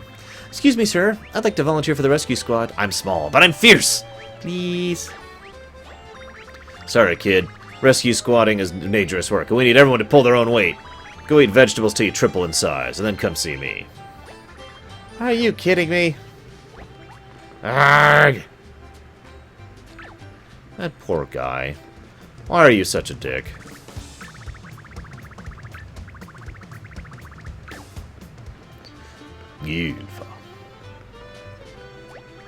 I'm never gonna triple in size, which means I'll never be able to join the rescue squad. Look, it'll be fine. Here, I'll triple you in size right now.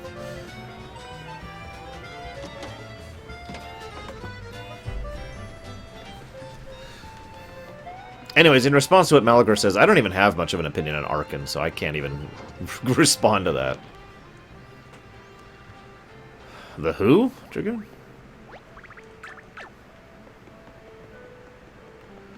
So now to immediately put that camera into the museum. It's okay, I got the coins to buy more.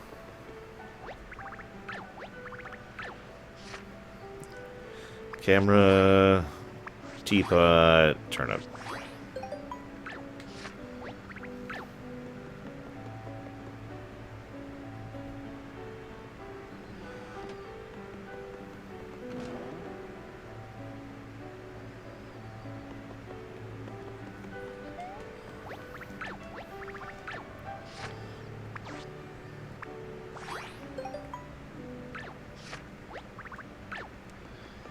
And now it's gone forever, Zuon.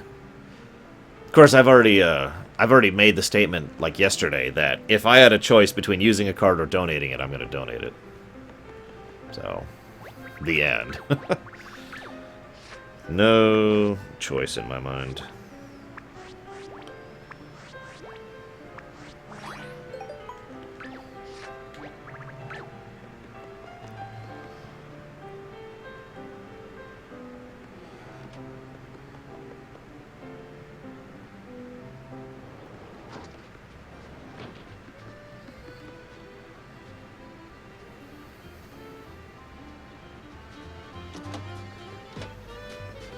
That poor little toad. He's so lonely. On the wall. How's he clinging to the wall?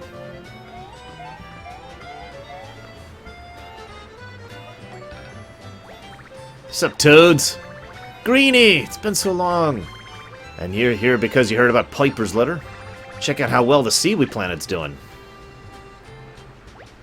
Man, Piper was such a solid dude. He'd always do the stuff that no one else wanted to. Story time, guys.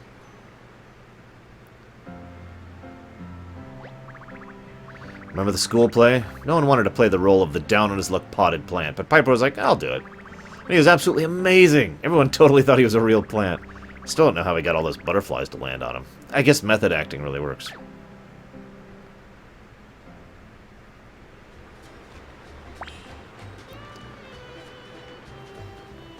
That would be awesome, Otter.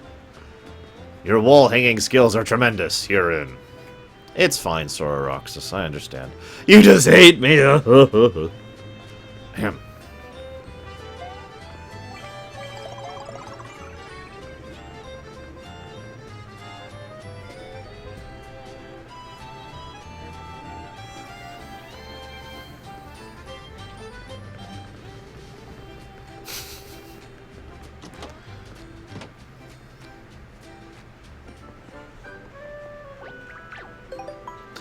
Hello, Mario. Thanks to you, we finally were able to have our long-awaited tea party at the hotel. With that completed, we're going to ascend to a higher plane of existence now. Eternally yours, the Tea Party Toads. That's awfully nice of those spooky toads to send you a thank you note like this. But I wonder why they were so fussy about their tea party to begin with. And then the guide pops. I've actually already read that, though, so...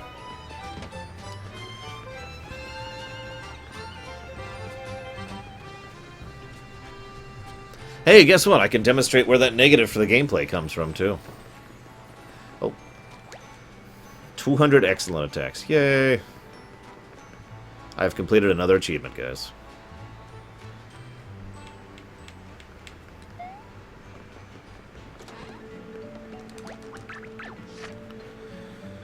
So let's buy up. So yeah, select there, hit buy, cutscene. Wander over, hit A, cutscene, unskippable cutscene. Unnecessarily long, unskippable cutscene.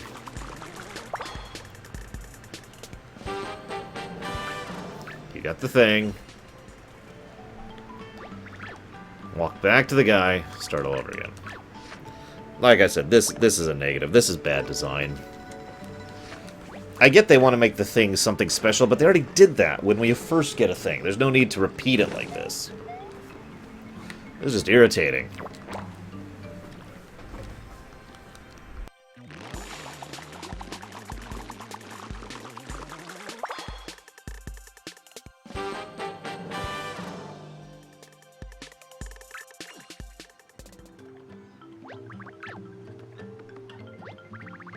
These frickin' dormouses. Yeah, skippability would make this a bit better. Still wouldn't give it a positive. Just, yeah.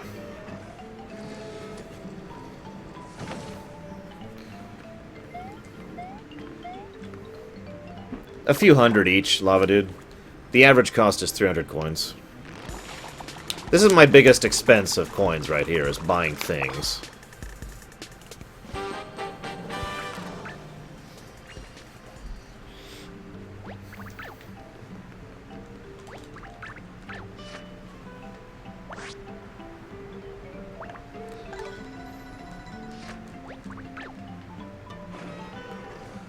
Good news, I can get another camera. A Mario camera with a weird, creepy eye in it. Look at that, that's terrifying. Done, Zawan. Hey, Formosan. Join the Iron Alliance, Formosan, or be crushed beneath it.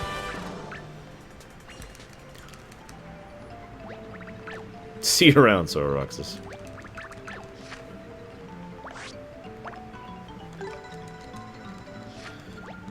I mean, I think you agree. Zawan, you and I disagree on a few things game design-wise, but I think you could at least agree with me that this is just such an unnecessarily aggravating process going through this whole thing. Every single time you buy every single card, every single repurchase.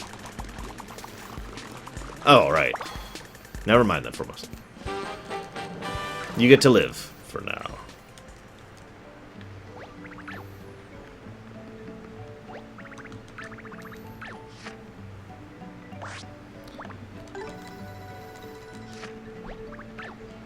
The only counter-argument I could think of is that they want this to be irritating so you don't use your things all willy-nilly. You know, basically a weird form of MP cost here. In other words, instead of having a limited resource like MP or mana or whatever, you have wasting your time buying new things.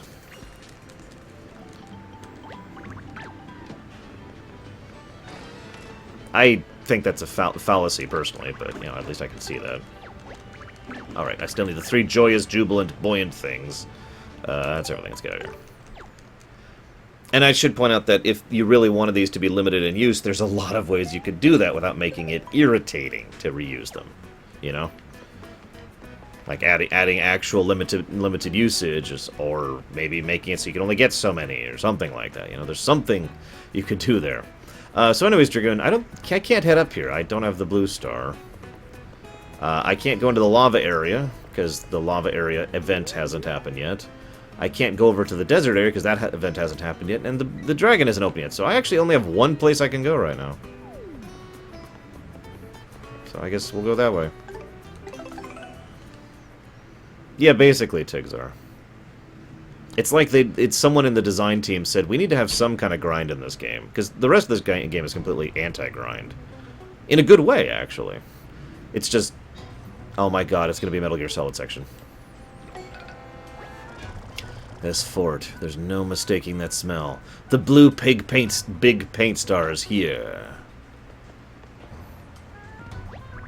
How'd you find me, Mario? I'm practically invisible in this inconspicuous cardboard box. We received intel the enemy's developing a secret weapon at Fort Cobalt. We decided to infiltrate the place ourselves, but we're in over our caps. Now that you're here, I leave the rest to you.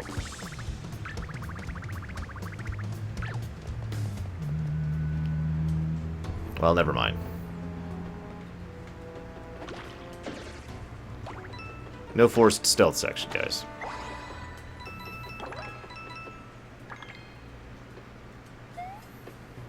Oh god, Dragoon.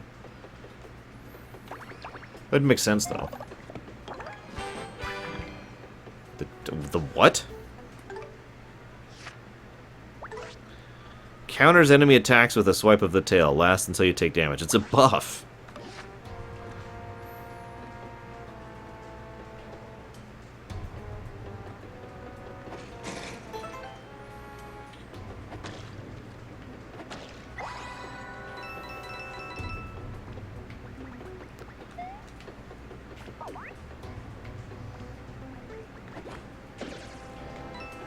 Okay, we're officially at the point where I can one-shot the enemies. Without having to go through the harassment of the stupid system of stupid.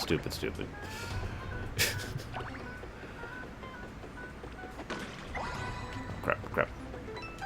No! No! I didn't attack in time. I have to waste my time. The worst thing that has ever befallen anyone ever.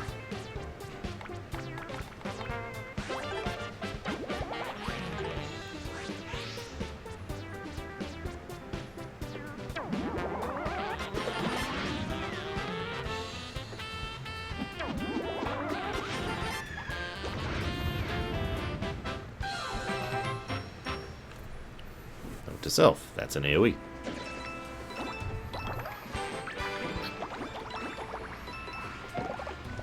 More cards for donations here. I do note that you don't get anything to upgrade your paint meter when you one-shot them. That's an interesting trade-off. See? You just get some paint and some coins, and that's it. Oh! I can't one-shot them. Damn it! No! What is that? Is that foil guy? Oh, no.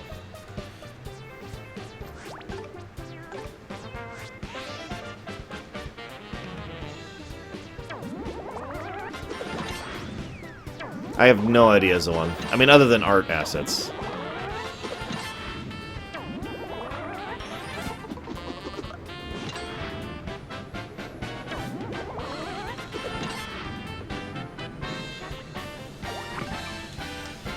I kind of agree with you, Tigzar, especially since they have a touchpad right here, which you could have actually literally been like, paint, paint, paint, instead of hammering things.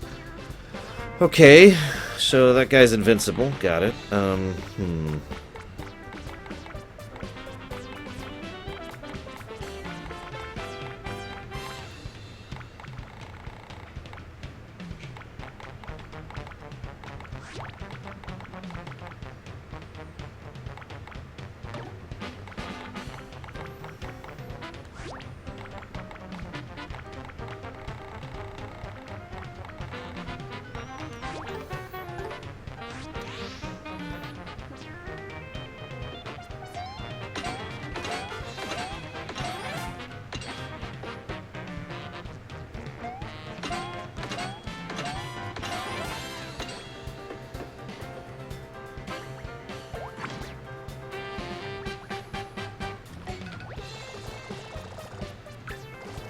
Ugh, fine, fine. What? What's your hint?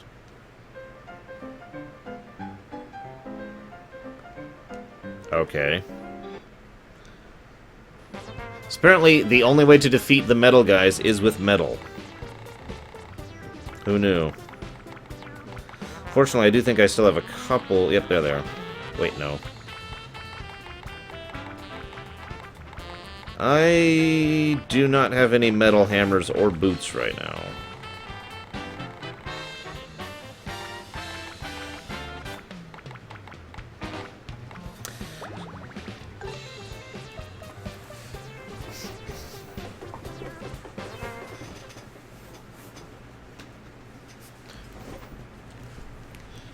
Ugh, sorry guys, I need the heating pad today.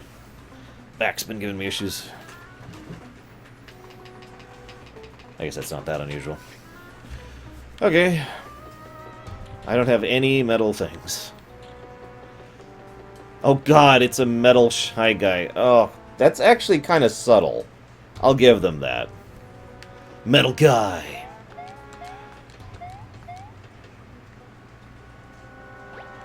Listen up, men. We've received reports the enemy has infiltrated our base. They'll be using covert tactics, so I want you to search this place from top to bottom, back to front. Yes, sir. Top to bottom, back to front.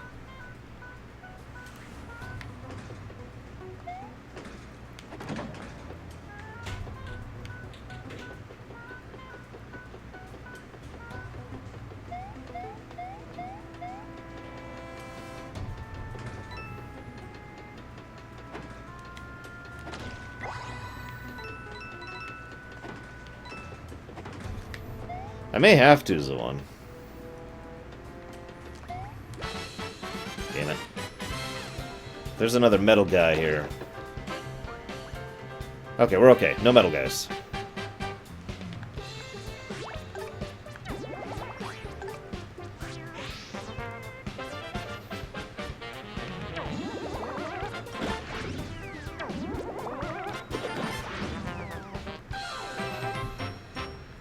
Basically, I'm curious if they give any metal cards here in loot, Zoan.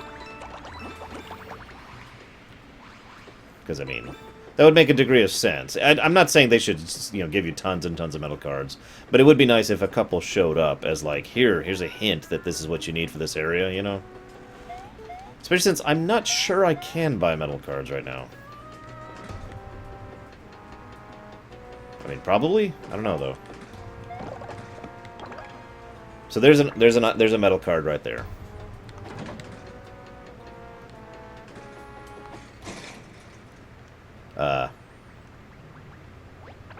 Strong work, Shyman. You found him. Mario's not a good infiltrator. Now listen up. Mario may look tough on paper, but he's not that tough on paper. Stack up, soldiers. Go, go, go.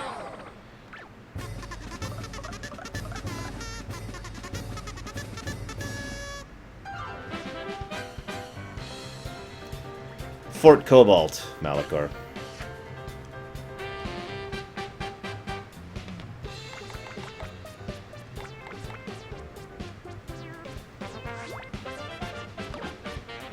No, I think that's a good time for this.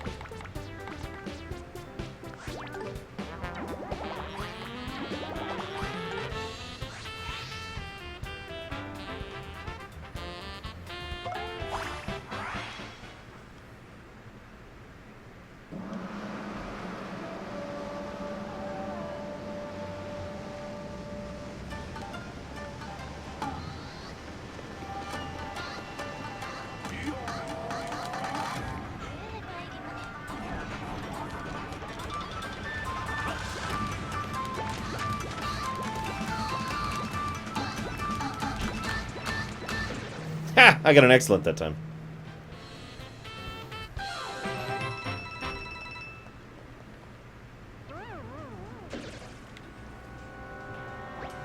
My men decimated. That's not true. There's not 10 left. Even when they stacked up, they didn't stack up. Retreat! Guess he ran away without his tail between his legs. Ha ha ha ha! Get it? I'll stop now.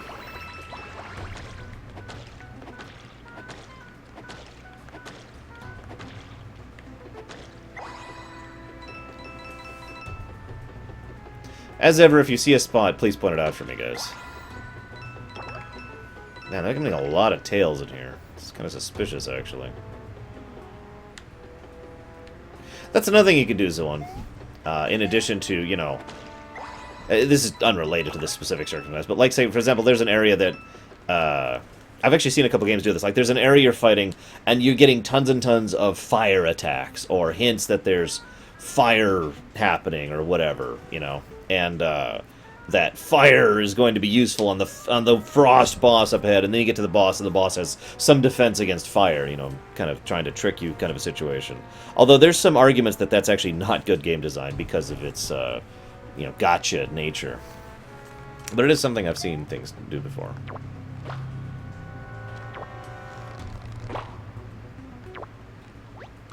Knock it off! Can't you see I'm being all stealthy over here?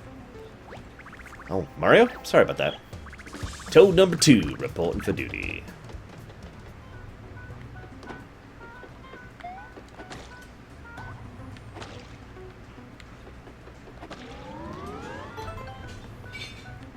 Alright, so we've done yellow and we've done red, but we have not done blue.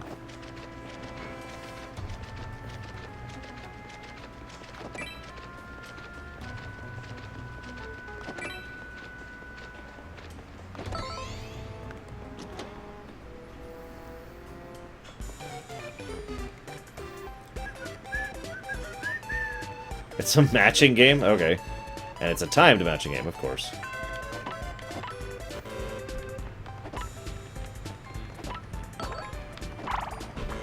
Ow. That's just mean.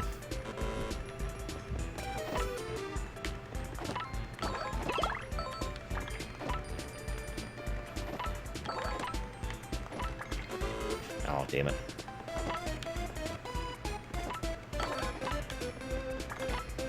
I was pretty good at these in Mario 3, actually.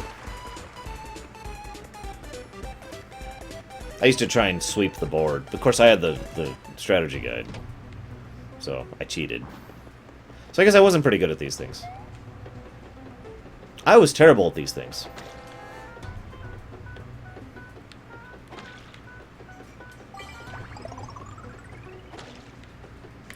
So...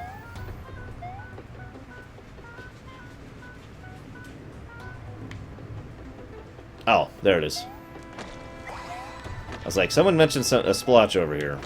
Okay, looks like those rocks are not splotches, but the other one was a splotch.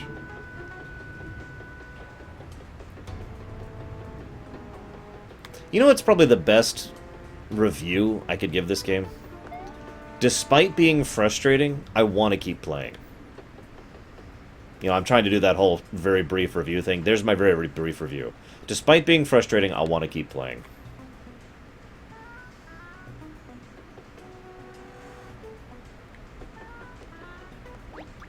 I have the absolute worst luck. See those 3 fence panels? I know one of them is the weak link. But no matter what I do, I never guess the right one. So help a guy out. You're a lucky guy. Show me what real luck is.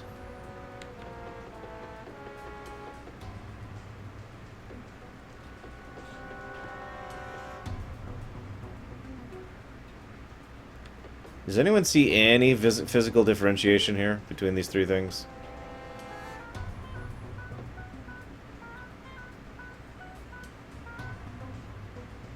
Because I don't. Like, they even have the same little bit of corrugated, messed up paperness on the top. So, left, right, or middle, guys?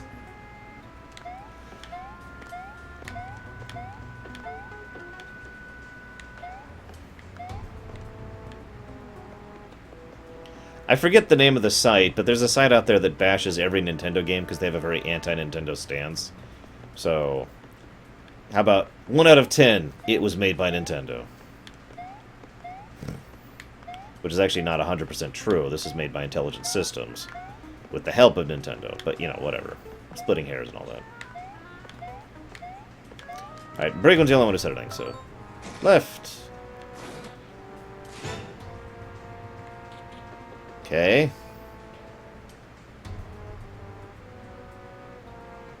There's got to be some kind of hint here. This can't just be RNG. Hang on, I have a theory. That's not a good theory.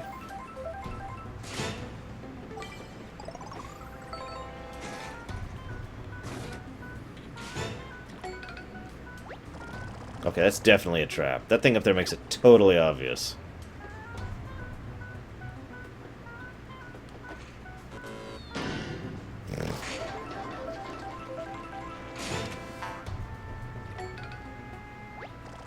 Ouch, you might want to get that checked out.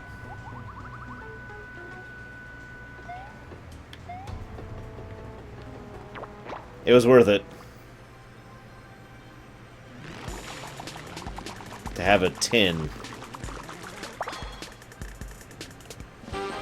Excuse me, a basin.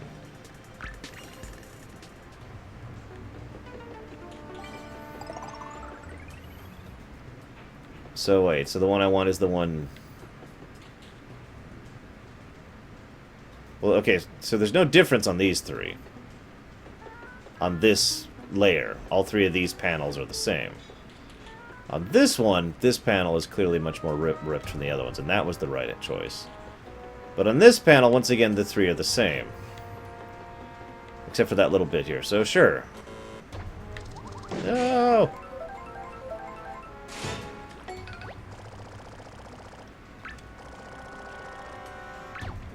Oh, duh. That's how you're supposed to do it. You're supposed to do process of elimination. I didn't even think about that, actually.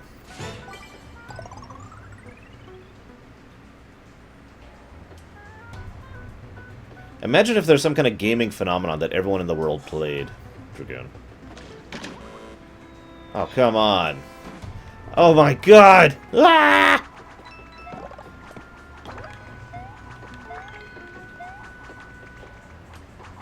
I don't even remember the name of these guys. They're from Mario 2.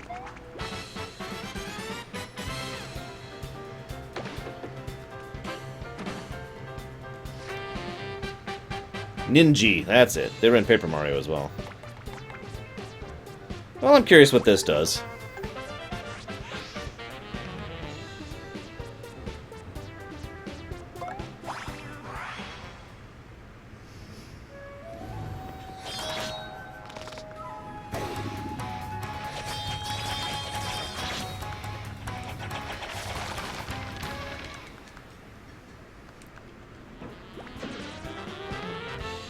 That's right, Turnip Ninja Stars. Perfect for the ninja.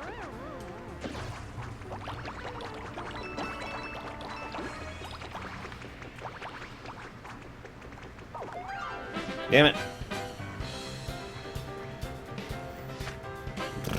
Damn it, Melikor. Oh my god, it's another silver guy. Okay, hang on. Let's make sure we kill that guy. Yes, I did, Deegan.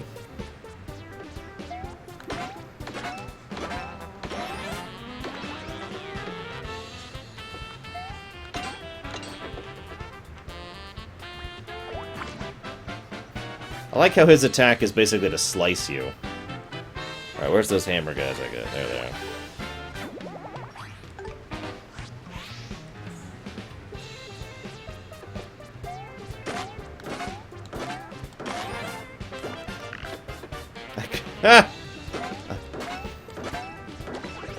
Peeled his laminate off.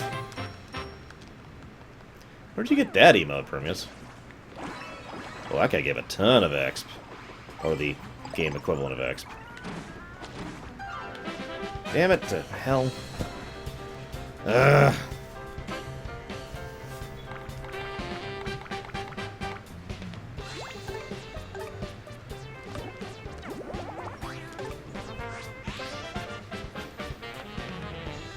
T-Paw.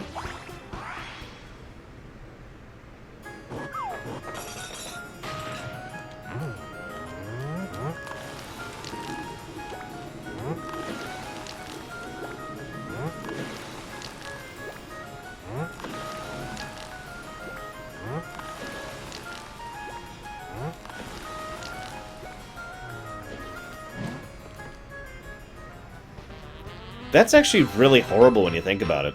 We just melted them alive in tea.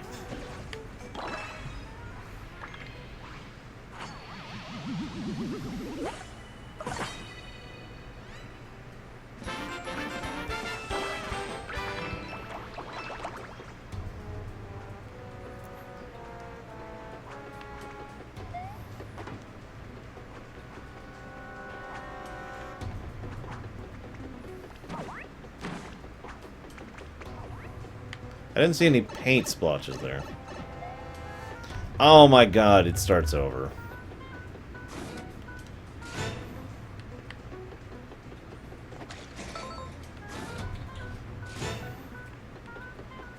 Okay, good news. The one I already knocked over is kind of already injured, so...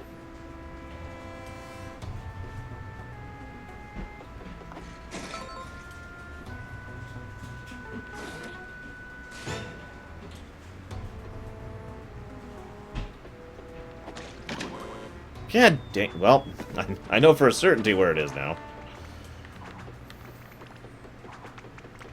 Oh god, the enemies respawn. Damn it!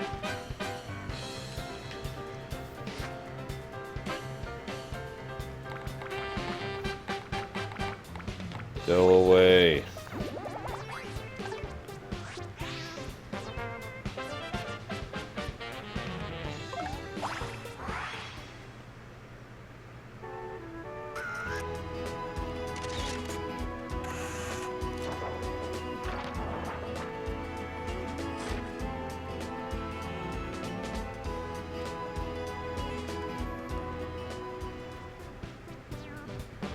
What?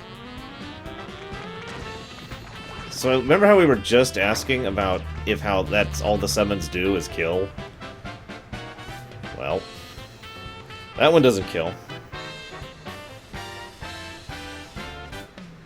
Ah, screw it. I don't feel like wasting more things.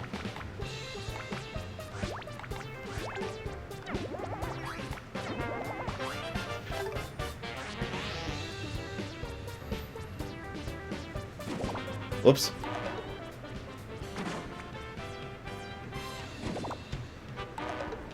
Oh my god, they can dodge the attacks because they're frickin' ninja.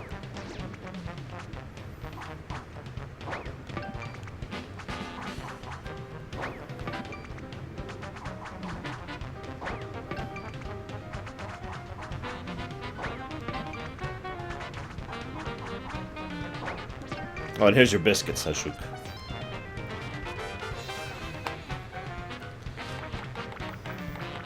Yeah, I tend to agree. That's pretty useless, Tigzer.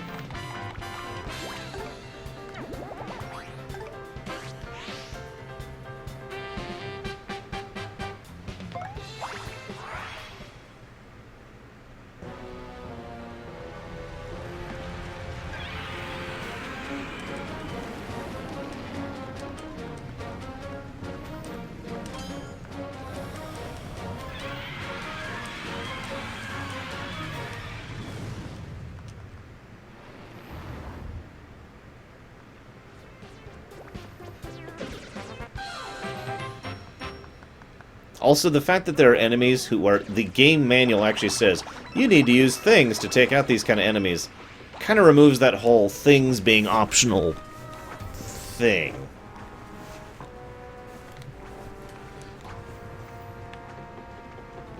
So, yeah. That just solidifies that negative I gave to the thing purchasing process.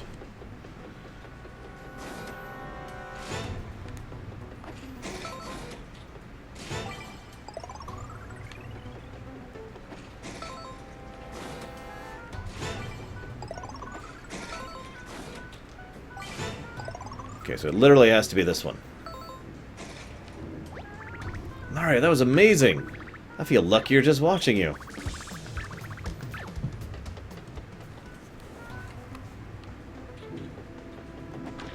Coffee this way.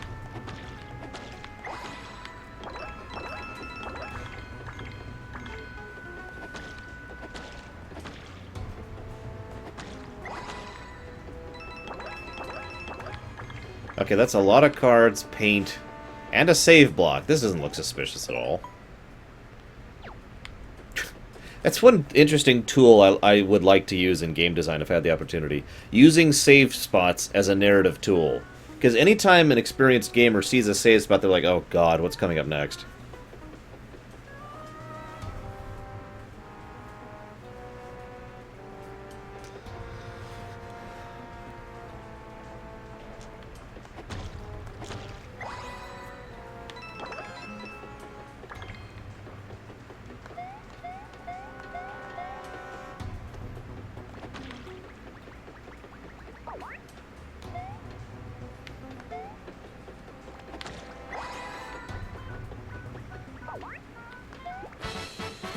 Damn it.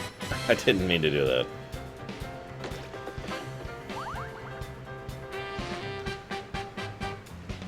That's true, it does, Otter. Didn't think about that.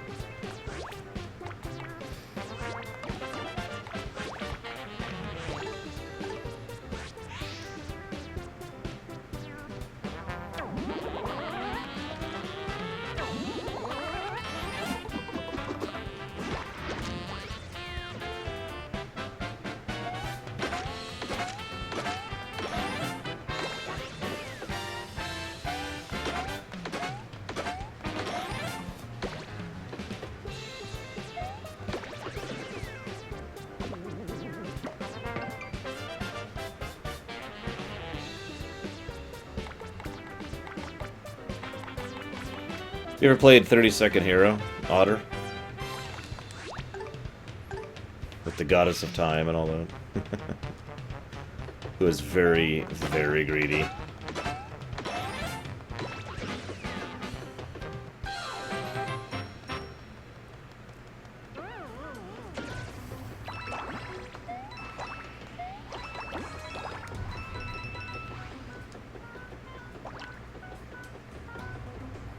There's a lot of enemies here.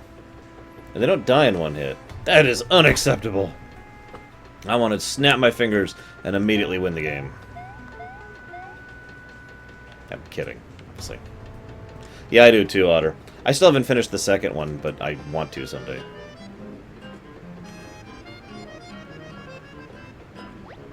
This burger is on point! Nom nom nom. Oh, I would kill for a burger right now. Oh my god! Man, that was spicy. But so worth it. That's a pile of ashes who just said that and blew away on the wind.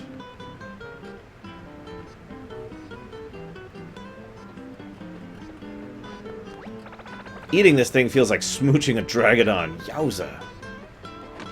I like how they keep referencing Dragodons. How many of you don't even know what game Dragodons are from? Don't be shy.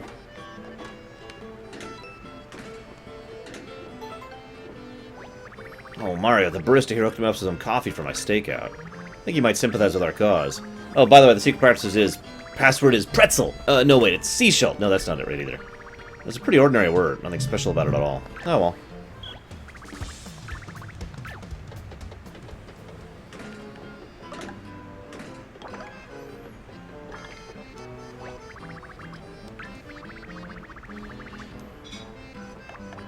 The special is 100,000 coins.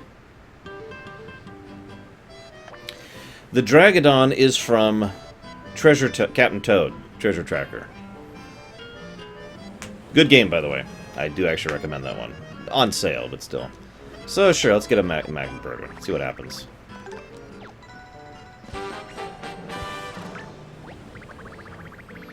The Booyah Meal. It's the Magma Burger and a bonus item.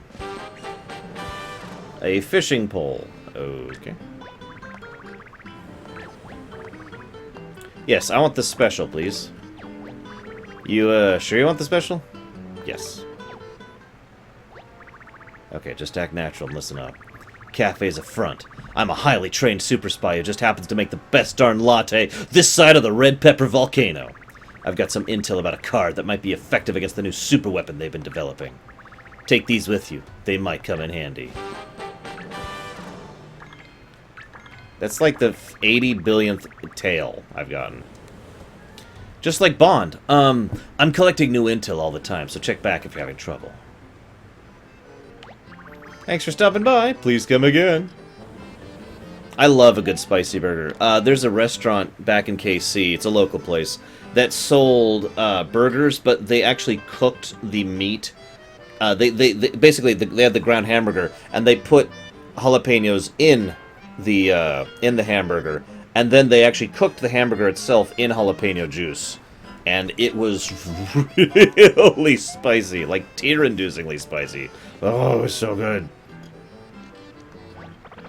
Apparently magma burgers are meant to look just like red pepper volcano. It's easy to get too relaxed and start talking about top secret work stuff. You gotta be careful though. You never know who's listening. We're not playing hooky. We're taking a break. Got to keep that work-life balance going on. Don't even get me started about work-life balance. I didn't even eat one. I just sat across from him. No, and he's dead.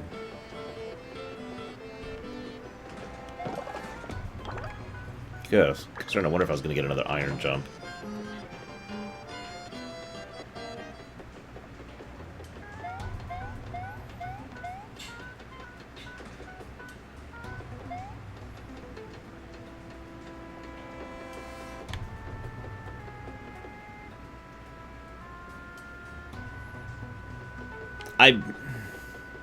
I'm downplaying my horror, but watching the Shy Guys just get blown away like ash is actually getting to me.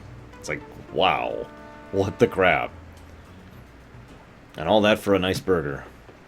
I mean, I like spicy, but holy hell, guys.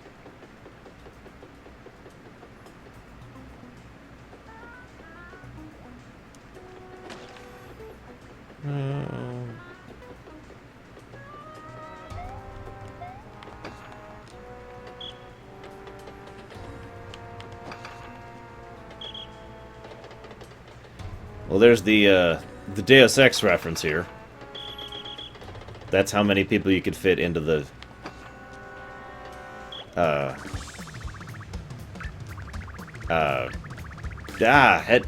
air ducts. There we go. What? Oh crap! Hey, Shadow. What? You're right there. Yay, Jax!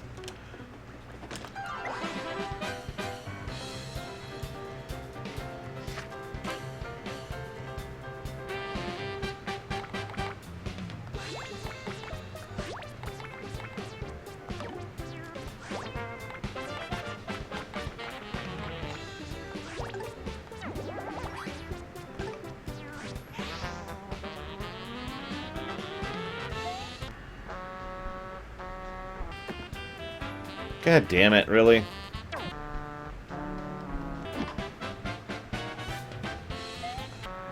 And that's 3 cards just burnt. And now I gotta use a thing again.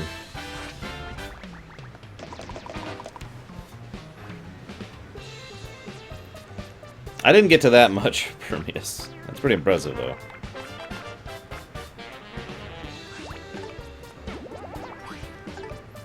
I believe my line is, dodge this.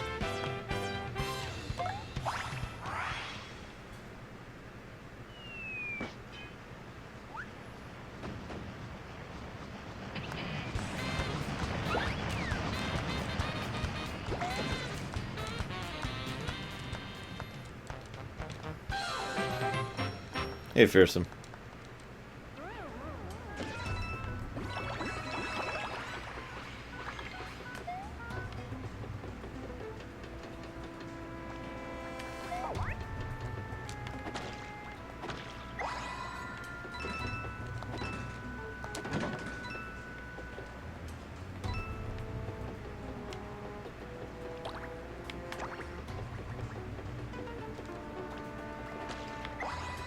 Damn it.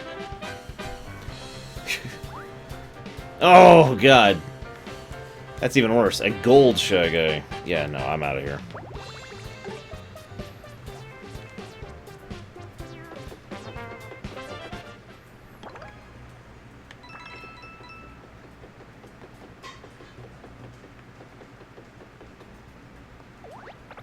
What are you looking at, Big Nose? You want to go? No, I just wanted to talk. Also, I think your nose is actually bigger than mine. I mean, not that I'm counting or anything.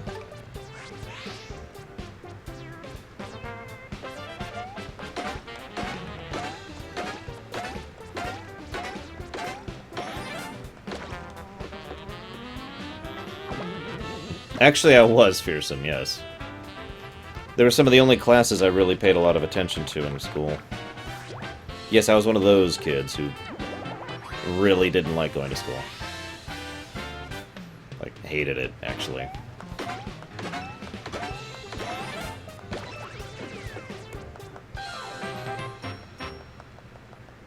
But history classes, politics classes, whoa! Oh, you're really strong. I disguised myself as a sniffet to infiltrate the enemy ranks, but my mask was so tight I couldn't see anything. Sorry for calling you Big Nose. Okay.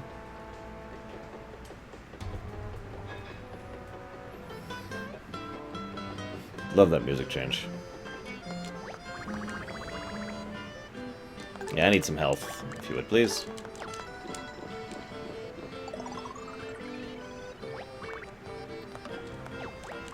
They also basically just started offering computer classes when I hit high school. And, I enjoyed those too, obviously. I knew it, Fearsome. You don't remember any of my lectures. Hey, little Billy.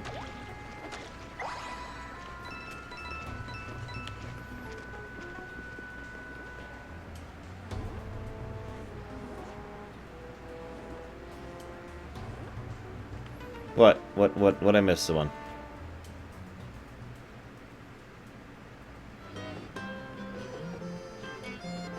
I forgot a blue guy.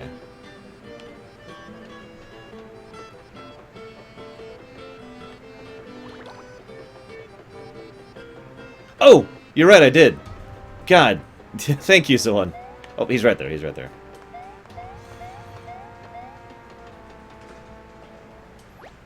Maybe if I lie really still, he won't see me. I should probably stop talking, too.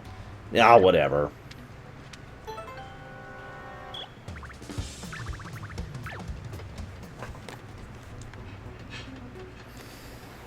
Actually, in all honesty, I probably remember school a little bit too unfondly, because before high school there was bullies, and in high school there were boring classes. But there are some classes I actually liked. Physics, for example. I really dug that class, even though... Yeah, I still have a story from that class. All the art classes I took, which I have a story from that one too. Business, economics, accounting, budget, all that stuff was high school and college, actually. Can't you see we're training here? Oh, wait, no, I didn't mean to... Okay. I'll just kill you all, then. If I have to. Sigh.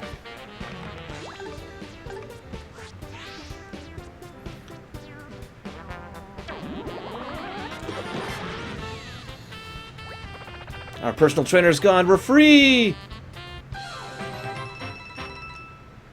Okay. Wasn't expecting that. 705,683! 705,684!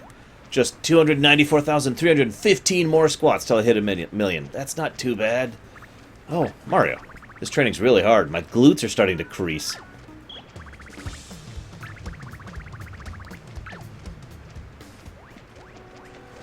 He's still doing the squats.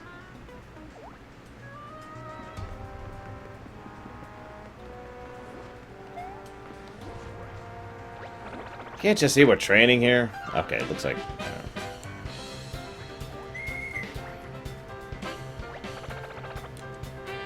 Well, good, Malgor. The front line seems a little risky.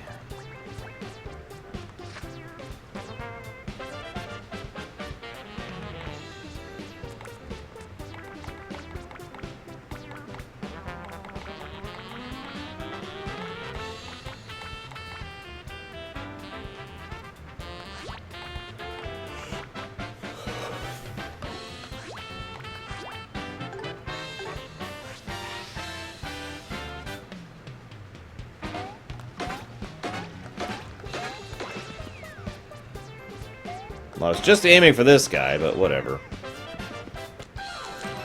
Oh, so that's the first time it's actually been relevant. What do you think, guys? Should I give it a negative for that?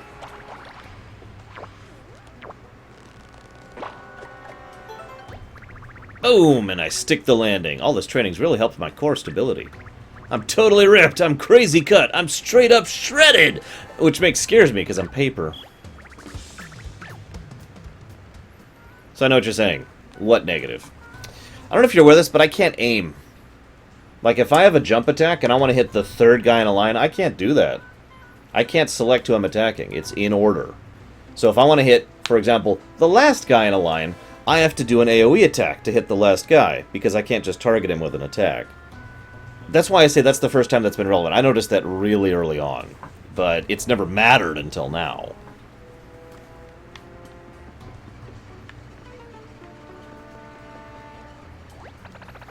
Can't you see what training you?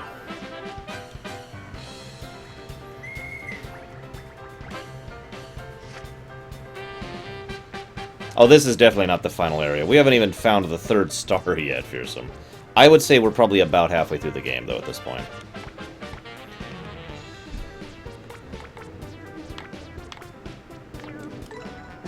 Nope, no, I didn't mean to do that. I didn't mean to do that. No, whatever.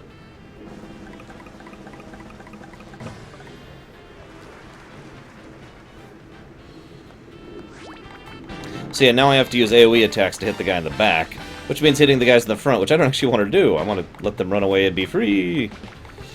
But whatever, let's just murder people because we have no choice. Pretty sure I saw that on a comic once. Yeah, this game's freaking long. Isn't that awesome? I admit I am surprised by that.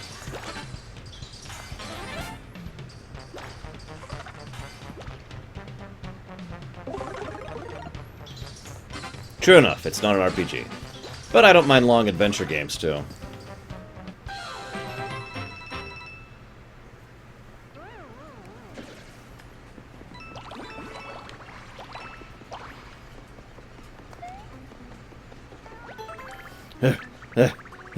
Are you... Rio... Care to do some... jogging with me?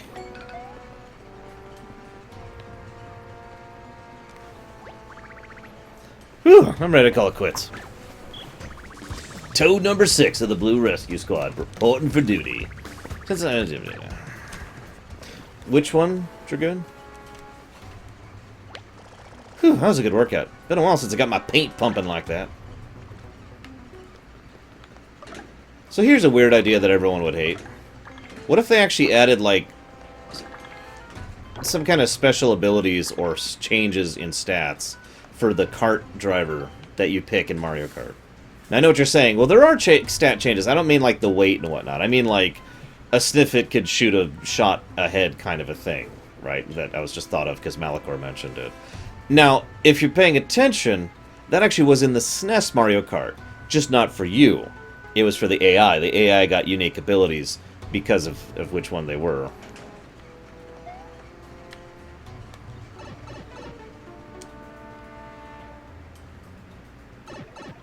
To get its paint pumping, Sajuk. Come on, man. Every day from dawn to dusk, it's just training, training, and more training. Everyone else is getting ripped, but I didn't like the sound of that. So I ran, and now I'm stuck here.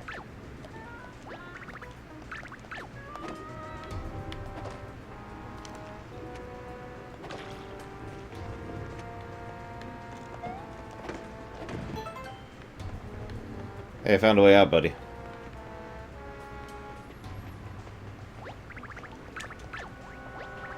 Gah!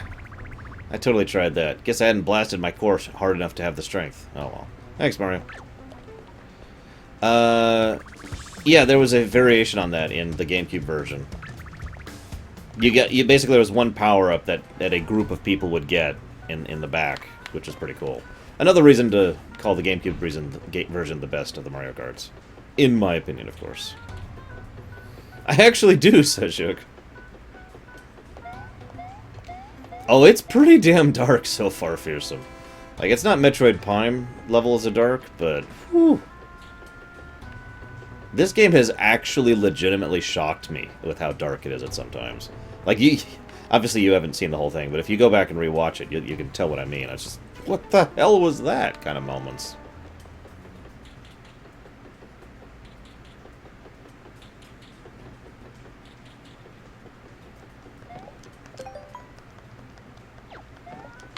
Whoops, didn't mean to.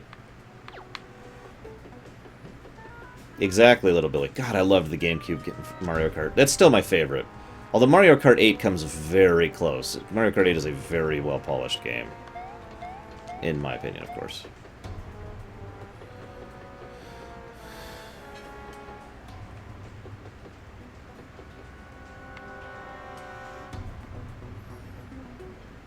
Now what?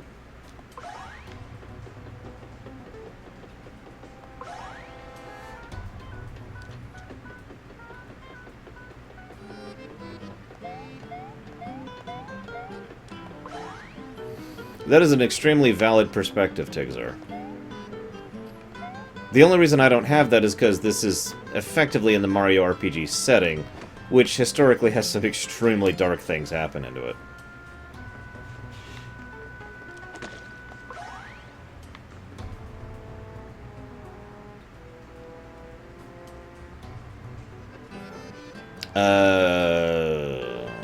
No, I think that was first used in Super Mario RPG, Fearsome.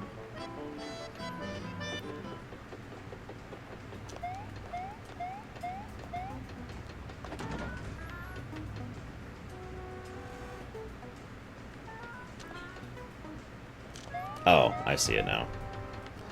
Damn it. Yeah, yep, Yep.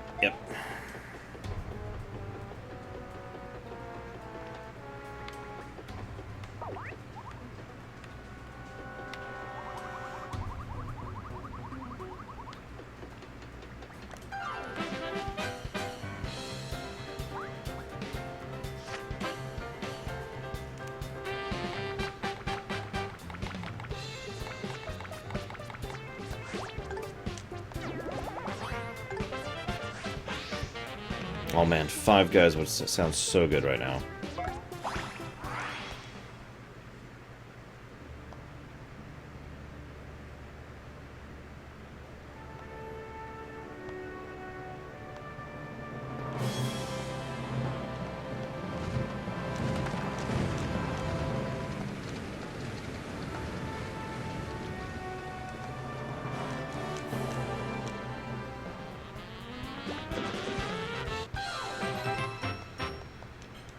I'm sorry, I'm just hungry, Sugar Pill.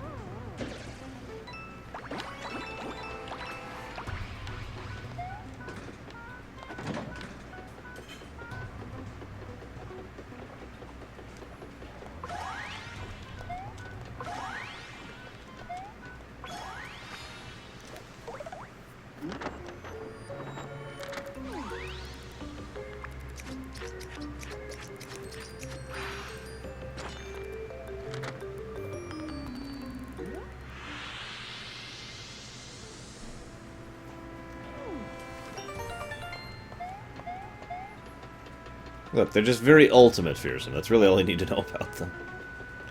They break the third dimension.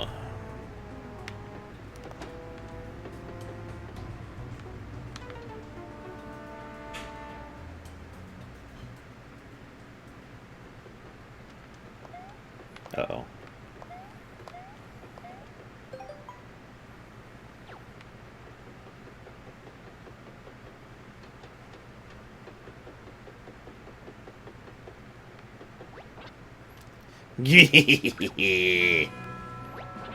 I've been waiting, Mario. I designed this weapon specifically for you. I think you're gonna love it. Gaze upon its glory, cower in fear of its might.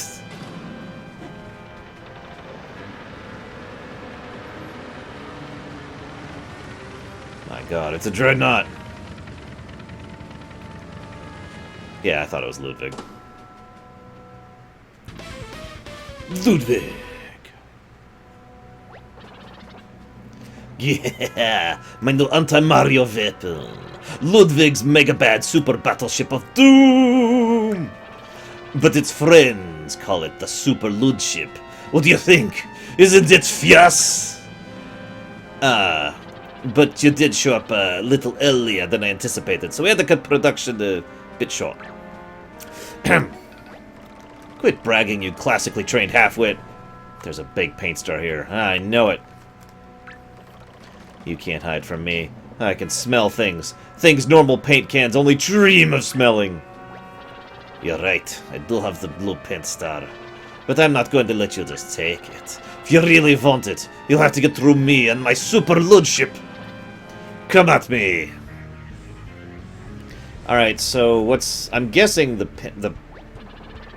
first movement begins. I hope you can enjoy my canon in C major.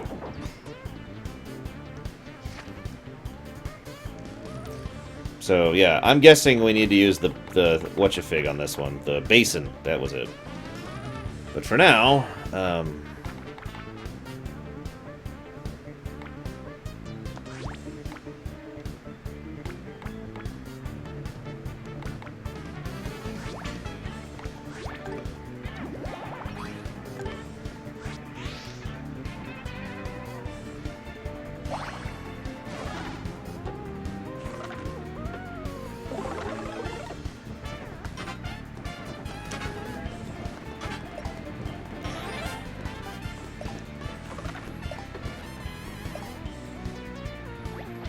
you think your puny attack is going to damage my Super Ludship?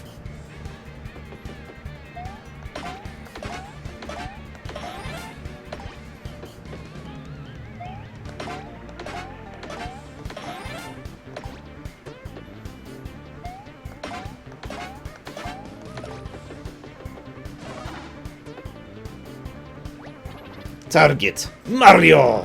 Fire!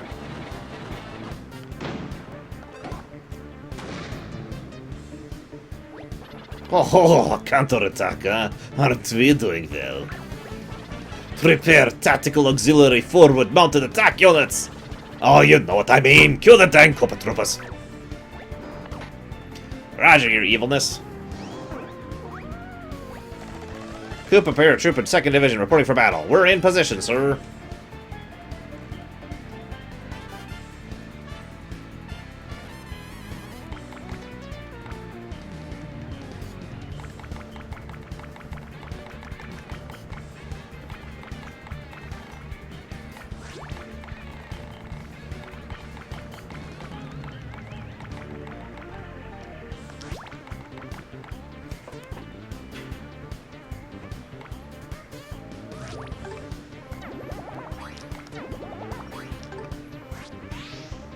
Probably fearsome.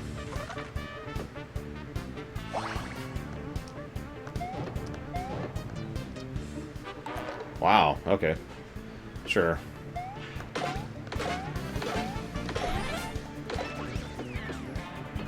No, don't... Remember I mentioned I can't target things specifically? That's a good example of what I mean by that.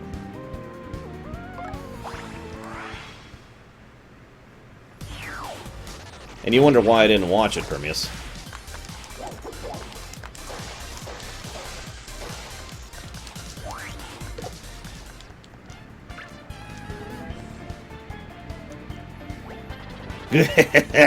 You think your puny attack is going to damage my super loot ship?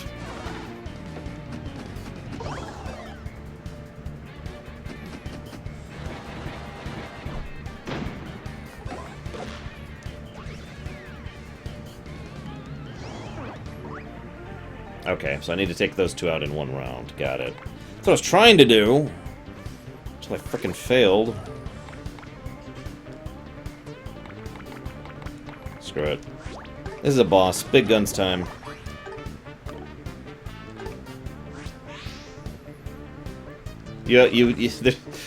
I have many hats, Sajuk.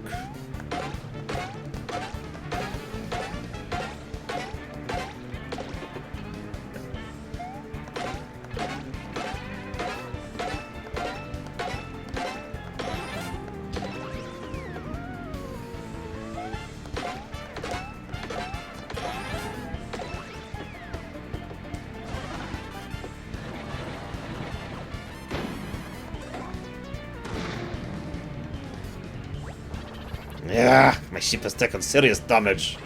Don't think I'm going to let it happen again. Bombers, do your stinking jobs! Yes, sir!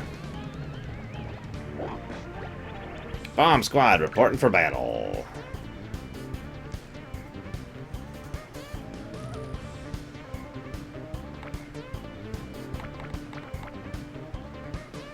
Remember your training.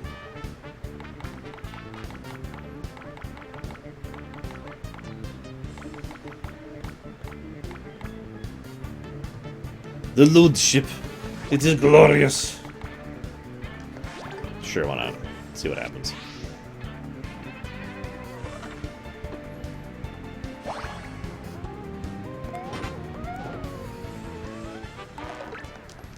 I have seen that fearsome, yeah. Damn it. Okay, fine, whatever.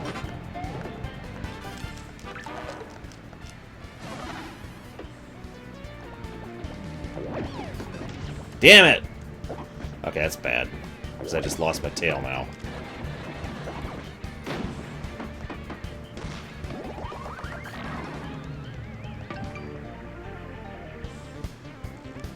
Alright.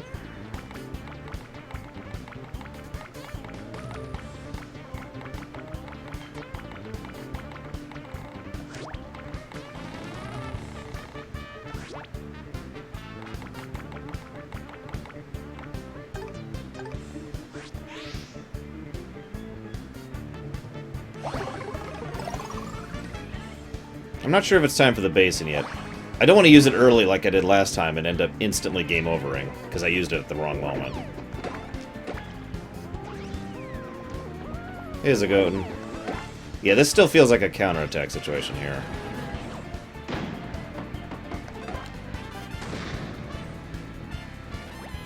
Ah, she's going down!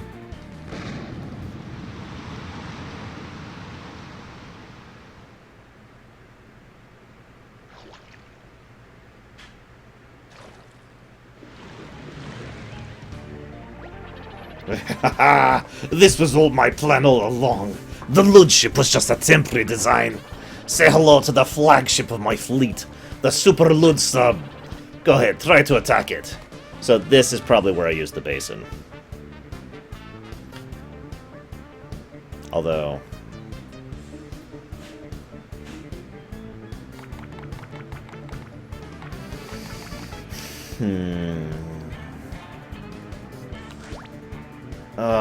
Sure. This right here, by the way, is one of the reasons why I gave that big negative, 2 negatives actually, to the the boss design, because you never know when exactly you're supposed to use it until they actually flat out say it.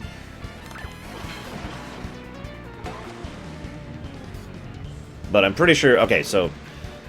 In other words, I just wasted a card just to see if it was time to use the basin, which it is.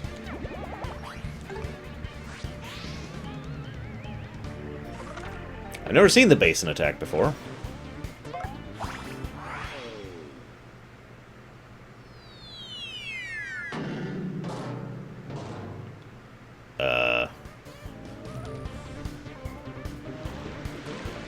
What? No matter what attack you use, you can't hit my ship while it's underwater. Okay. This will lift your spirits. I'm going to end this battle next turn. Okay, so I have one more turn to figure out what thing I have to use on this bastard.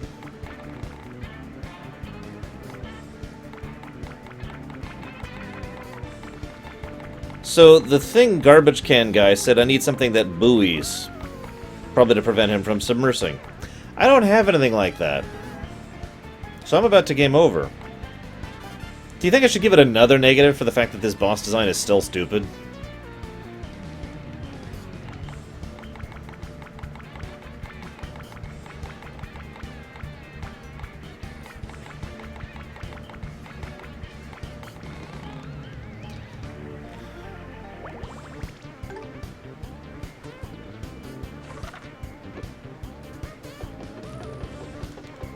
I don't actually have the fishing pole. It's not in my inventory. You put up quite a fight, but I'm afraid I must bid you adieu. Final attack. Meteor Missile Storm.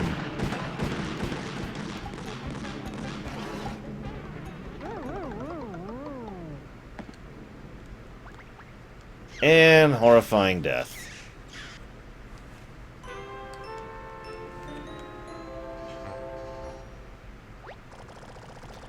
Yes, I know. That's great. I need the buoy thing. That's fantastic. You don't have to tell me that I don't have the right thing.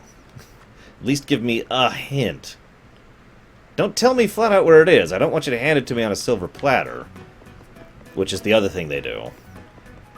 That's part of why it's a flat out negative. It's not like they give you hints. They flat out say, you need to use this item on this boss or you'll game over. And it's like, okay. Now let's go restock a bit. Figure out where the buoy things are. And the problem is, this is the same damn thing Sticker Star did.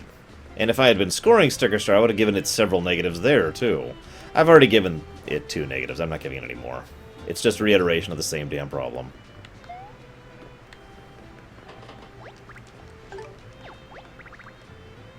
Yeah, that's great. In the place where the dancer's voice echoes. Okay.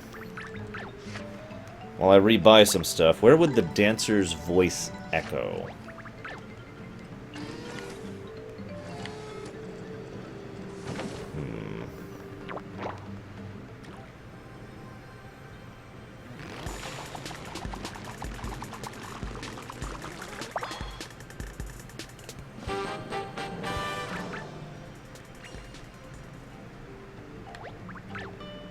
I'm not intelligent enough to explain the difference between the Zelda method and this, but I'm just going to say that the Zelda method and this are completely different, and leave it at that.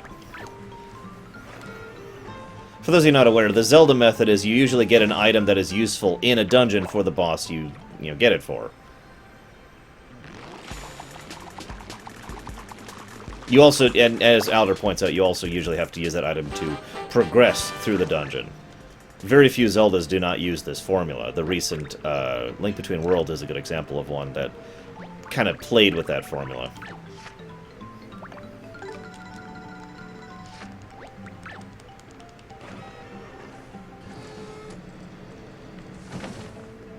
Help me out, guys. Is there a Zelda game where you can reach a boss without glitches or whatever in order to... beat in order to reach the boss at all? So is there any boss you can reach that you need an item to beat that you are capable of reaching without using the item? That is one of my bigger complaints about several Zelda games ago. In fact, Twilight Princess, as much as I hold it up as like one of the best Zelda games ever, that is probably one of the single biggest flaws in Twilight Princess for me, is you get this awesome item, and it's really cool, and it's really useful in the dungeon, and it's useful on the boss, and then you never use it again. I can think of at least 2 items in Twilight Princess that are really bad about that. The spinner thing and the control wand. In both cases, you can use them in like a handful of spots on the overworld, and that's it.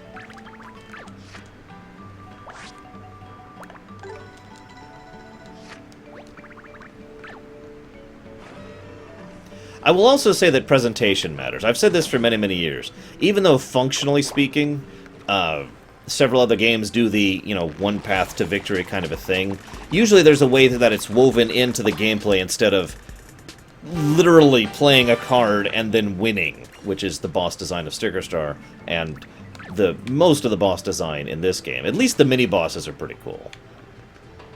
Again, the PT Piranha fight was actually really awesome. There's a reason I gave the game another plus just for that boss fight. It was a really fun, really well-designed boss fight. It's weird that, you know, the mini-bosses so far have been more interesting than the bosses. I hope so, Zagon. In several Zeldas, they've done the thing where an item you get is useful throughout the whole game. I mean, you know, it's not like it would be a new thing for them to do. Whoa. They're still exercising.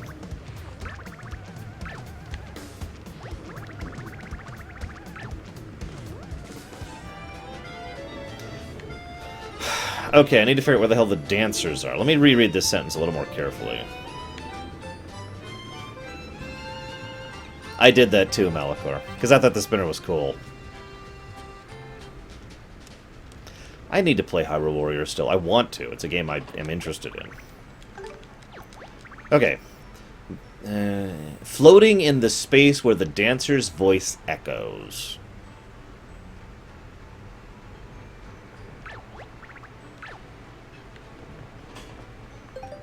No, Shadow. You know what's another good example of a game that used items pretty smartly? Majora's Mask.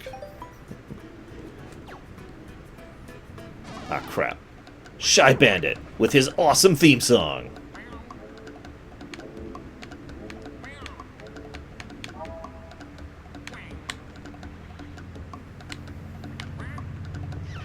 I love this guy's battle song.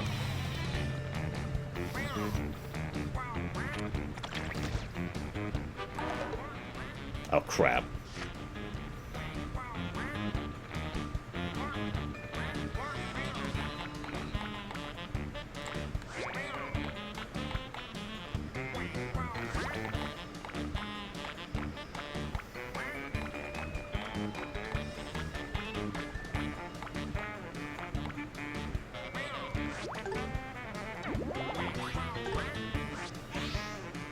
I did actually love it, dude. Hey, Zeiss.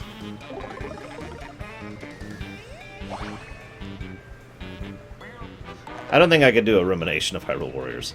I've seen the story of that game. There's not much there. Damn it.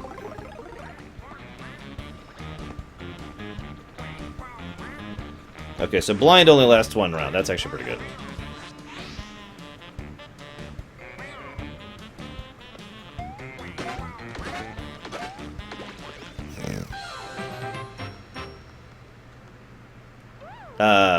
There's a rumination on Majora's Mask. Does that count, Fearsome? Oh, sweet! I got the Shy Bandit. Time to go donate him. I have played a few of the Halo games, but I'm not an Xbox person because I have a PC. So my availability to play them has been limited until fairly recently.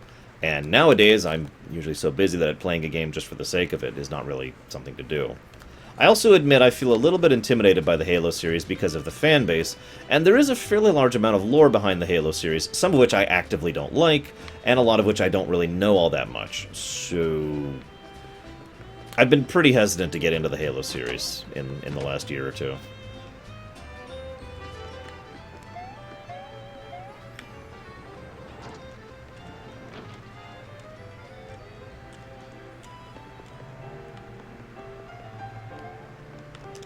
Might as well get all my donations out of the way while I'm here, since the basin was not the thing to use. See, that would have made sense. That would have been acceptable, kind of the Zelda thing. You know, you get the basin. It was pretty obvious you could get the basin, but you could get the basin in the level and then use it on the boss in the level. I mean, that's what we were all assuming. The basin would, like, hit the sub, and that would be the end of it. The scale, Dragoon, we've actually talked about this before. I feel that some of the Halo backstory just goes way too much into the doesn't understand scale problem. Just my opinion, of course. And that's something that has always been a problem for me, personally. What? I can't donate the pink guy? Seriously?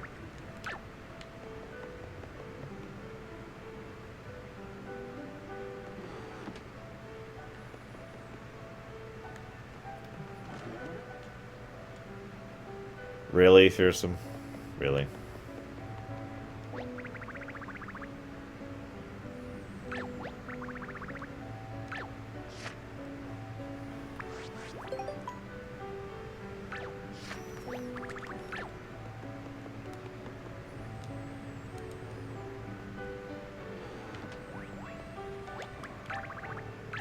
Yay, more art for the gallery. We'll look at that later, though.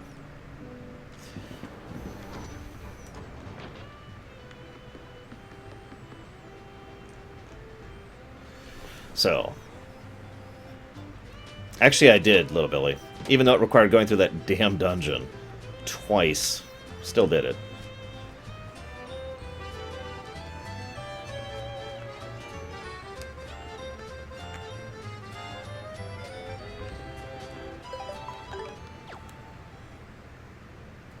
Yes, clearly I'm definitely playing on something that's emulated. I can even show you the screen. Except it's super bright, but whatever, it's there. Okay, place where people dance to get a balloon.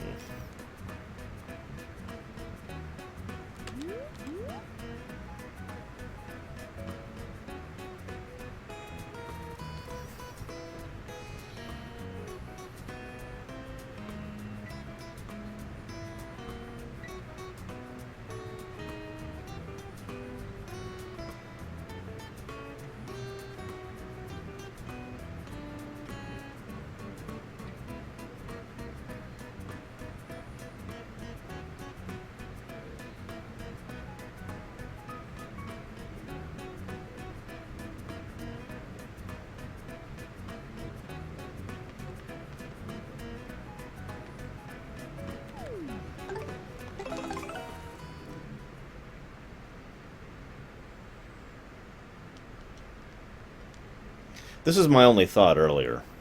It just didn't... I was looking for something that looked a little bit more, like, likely. I don't know. I'm also missing some paint on this frickin' level. I even looked this up. Apparently there's an invisible block somewhere on this screen that I could use to reach those blocks over there, but I have no idea where it is. I suppose I'm just at the point now where I just need to splotch everything, figure out where it is.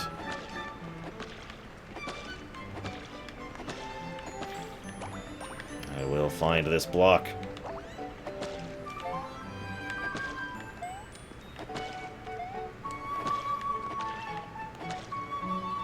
Where are the blocks?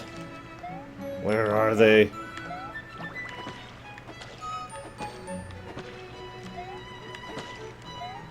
Seriously. Ah, whatever. I have no idea where the frickin' blocks are. Moving on.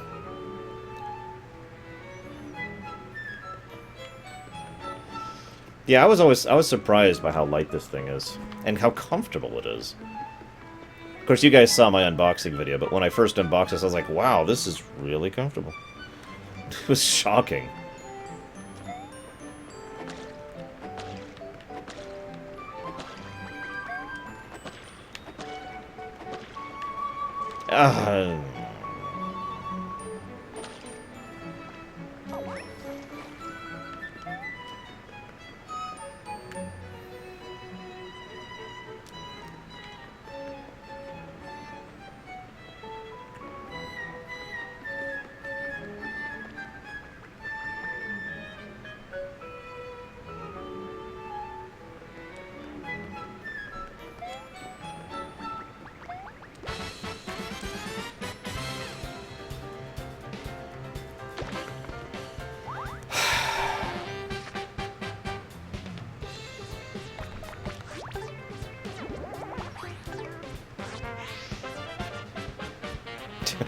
True enough, Swan.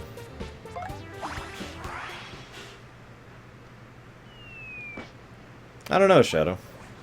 Lord of the Rings. Now,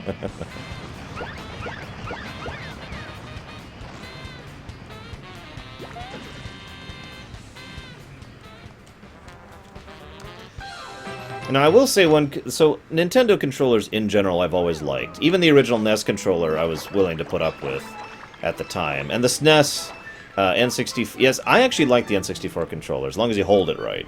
It's not good, but it's not bad. The GameCube controller is amazing. It's one of my favorite controllers ever. The Wii controllers, a certain style of the Wii controller worked for me, which is the nunchuck version. This is how I played almost all those games. And of course, the Wii U controller is phenomenal. That being said, there is one controller, if you could call it that always bothers me. The 3DS. Here's the thing about the 3DS, okay? So, the normal size 3DS, which I've got right here with my capture card, is pretty small. I don't know if you can see how small this is, but my fingers are actually overlapping. Because, you know, giant hands of stupid. So, that tends to get a little crampy after a while. But no problem, I've got the new one, right? Now, I gotta actually grab the new one. Give me a moment. It's over here. Give me just a second.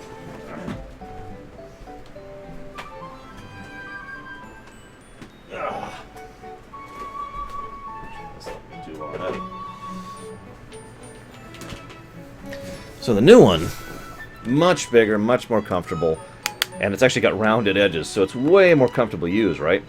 Here's actually the problem there's another problem, different problem with the new one. And I'm really curious if any of you have the same problem. So, I tend to play my 3DS exactly how I'm doing it right now. If you can't tell, I'm balancing the bottom of the 3DS, gripping it there with my pinkies, so that these fingers can sit comfortably here, and I got my thumbs properly placed, right? Now, the problem is, do you see exactly where my pinky is resting? That is directly over the power button. Right there. There is no other place for me to put my pinky and still keep this grip. The only other option is to do this, which feels very unnatural for me, and I feel like I'm going to lose my grip. And then my fingers just kind of automatically gravitate going back towards the grip mode, without me even noticing it. And the power button's right frickin' there. Now, I've only actually hit it like twice. But I have actually lost a significant amount of progress because I accidentally hit the power button. And it's like, oh, you want to shut it off? And I'm in the middle of something. Both of the times I accidentally hit it was in a fairly tense situation. I was fighting a particularly hard boss, basically. And I'm like, ugh! And so I'm not really paying attention to where my pinky is, and I'm gripping the game. Because I'm tense. I'm like, yeah. Oh. So. But it's gotten to the... I've actually tried to train myself to hold the 3DS some other way. I don't know how to do it. I've been doing this since the old Game Boys. Like, even on the smaller 3DSs, see where my pinky is? It's holding it up on the bottom.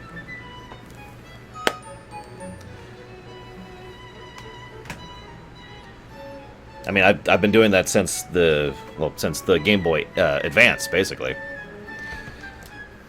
So as much as I do love Nintendo controller designs in general, that has always bothered me ever since I got that new 3DS. It's like, ah! Moving on. Extend the pinky, but then the balance isn't there. I'm not actually maintaining it. That's the whole, like, reason. Granted, it's very comfortable for me to have my pinkies there. That's also how I read, by the way. I think that's where that comes from. Where'd the Nintendo book go? There it is. So, for example, if I'm reading like this is how I'm reading, with the pinky down below, just like that. And then, of course, if I'm holding it like this, pinky on the bottom, same thing. So, that's probably where that originally came from. I know, it's a really weird minor complaint. And again, it's only actually caused me issues a couple of times. But... Oh, hang on, sorry, Bragon.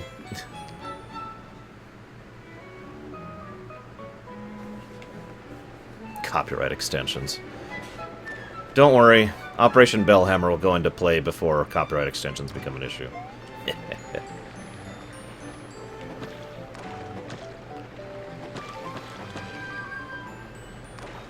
The PS3 controller actually works really well for me for older games. It's what I use for my speedruns and whatnot. PS4 controller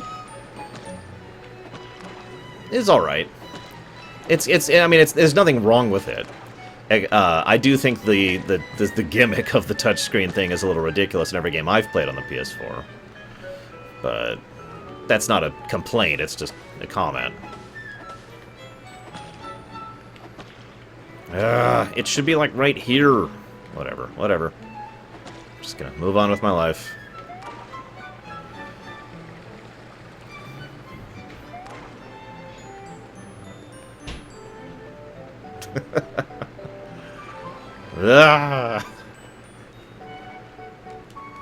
Oh, I don't remember, Spirit. Several things.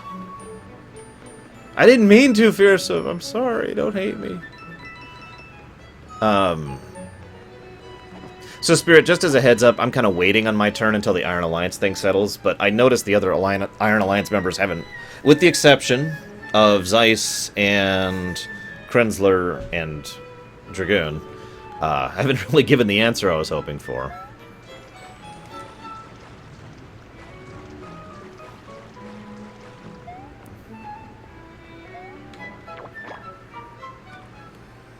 So, I suppose I should just go ahead and post my turn and see how horrible things go for the next turn.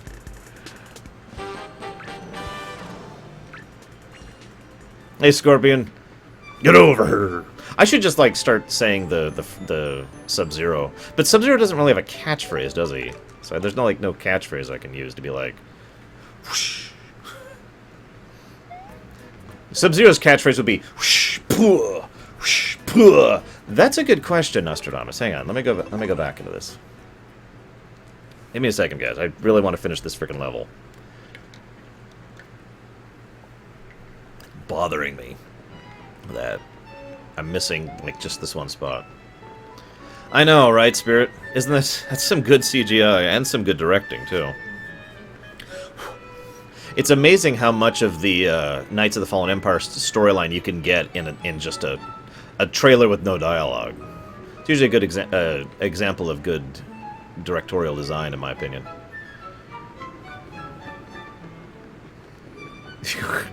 Whoosh, puh, is now a theme.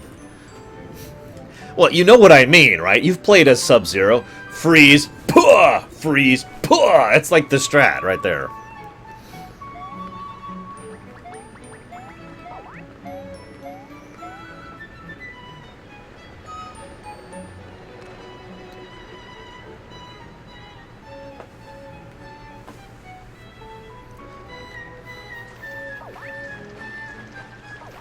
Ice to see you. You gotta do an Arnie voice when you do any ice-related puns.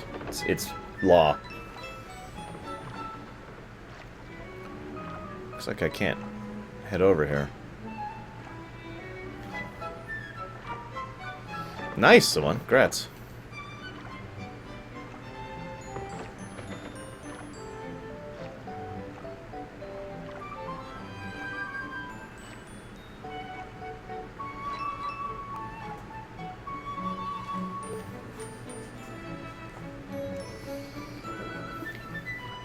What killed the dinosaurs? The Ice Age! Sorry. Oh, damn it, Permeus. Yeah, I've spent a couple Lurker, and I haven't been doing Rochambeau lately, which is my main source of coins. Bad credit card. Oh my god, that movie was so dumb. I would say it is closer to Utopia, Fearsome.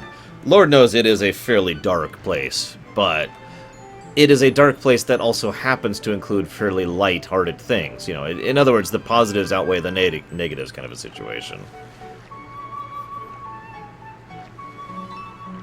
Okay, I don't think I can go anywhere with this damn thing. So, whatever. I give up. I give up. I'll never find it. This will be the one stage I don't 100%.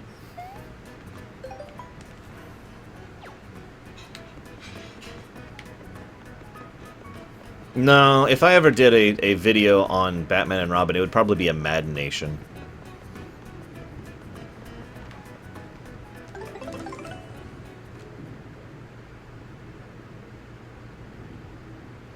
Also, well, I don't even want to get into it.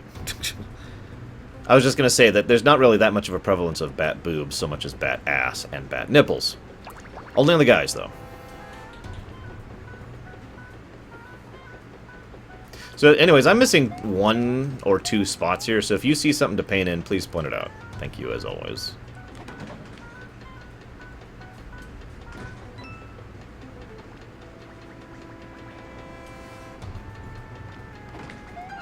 Damn it! Doing everything in my power to avoid fighting right now.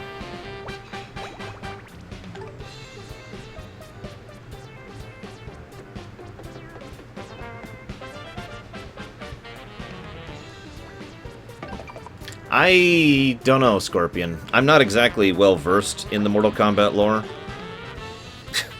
There's a few settings which I know, like, kinda well. You know, Warhammer 40k, Halo. Like, I could probably talk about it with someone, but if you want an in-depth analysis, I don't know enough to do that.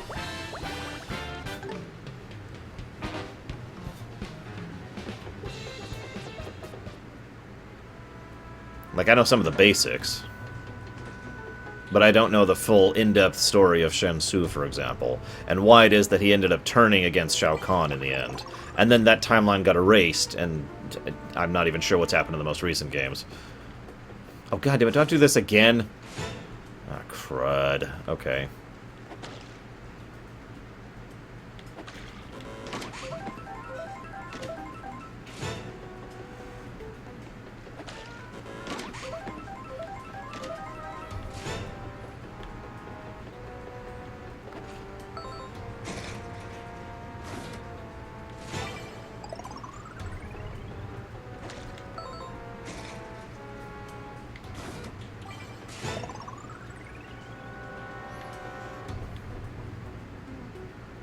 Do I need another basin?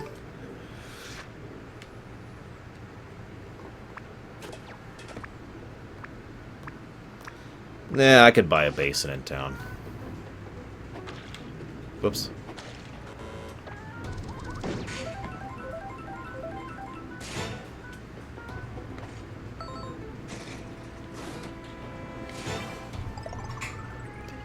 Of course, the one I want to fail the least is the last one, right?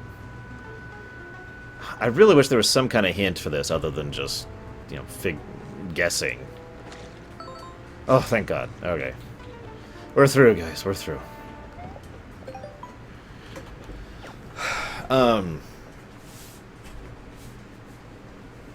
You know, I know stuff like the Outer Realms exist. I know the Conquering Army, why the rules of the Mortal Kombat exist, the Outer Gods, who aren't actually gods, they're just elite pricks. I know about, I know a decent amount about Raiden, or Raiden, whatever. Hey, Alexia. Nope, I didn't mean that. Yeah, give me a special.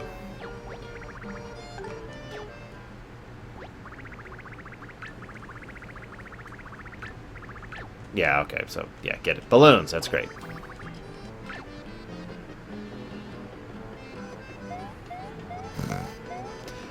Don't mistake me by that. I'm not trying to say Mortal Kombat does not have lore, or that it's stupid lore. I'm just trying to say that I don't know it that well. That's the distinction here. Damn it, Luxia, I knew it! You were just trying to sabotage me.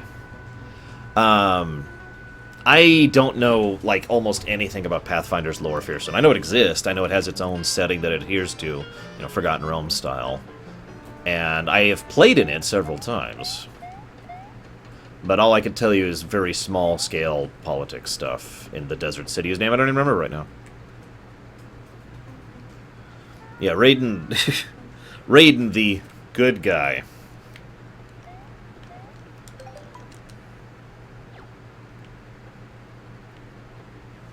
I wonder what we're going to use the fishing rod for, since it's not involved in this battle.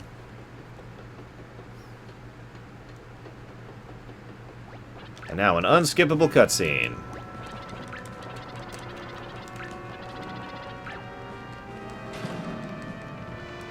I'll admit it, this made me laugh. You know what?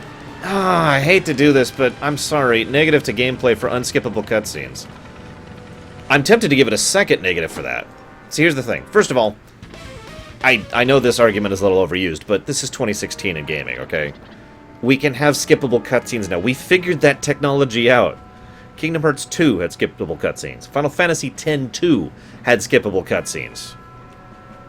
This is not new. Okay, so so that's a negative just by itself, not having skippable cutscenes. Second reason it's a negative, and why I'm almost giving it another negative point, is because of the fact that this is a game that basically encourages you to fight the major bosses multiple times. You know, if you happen to know what item you need and have it prepared for a boss, you're good.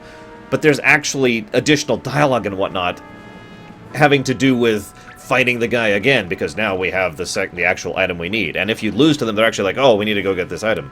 So there's actually a built-in mechanic that at the very least is inclined towards a repeat of boss fights, and yet no ability to skip the cutscenes. I'm still only going to give it the one negative, though, for that.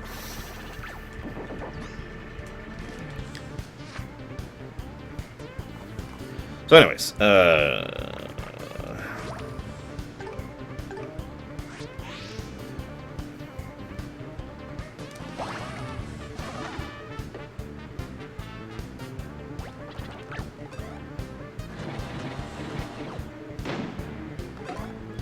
it's a shame, because this boss fight overall is probably one of the better designed of the 3 boss fights I've fought so far. The 3 big boss fights.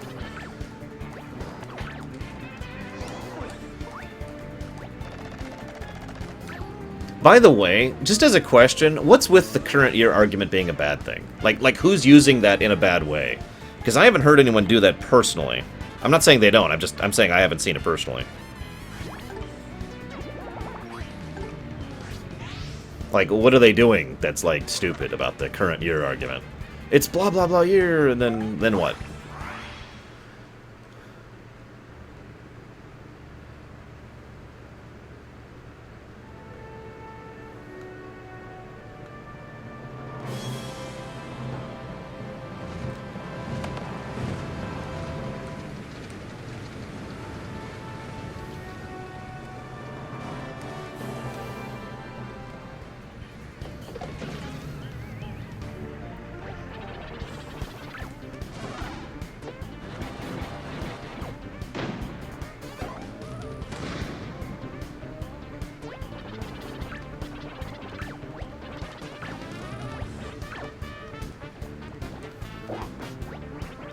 Yeah, exactly, Lurker.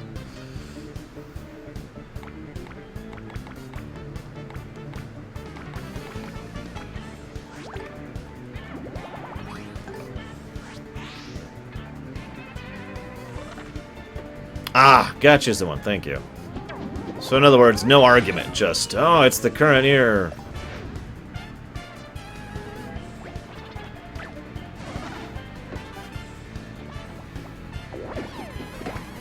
Sounds like a non-argument, actually. Damn it, I am so bad at this.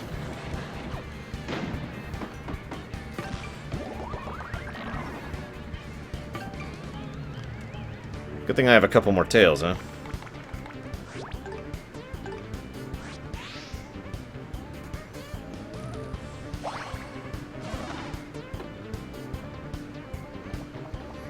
If you wanted to stretch the definition, you could say the SNES version of FF4 had skippable cutscenes, but that is a stretch, and I'll admit that.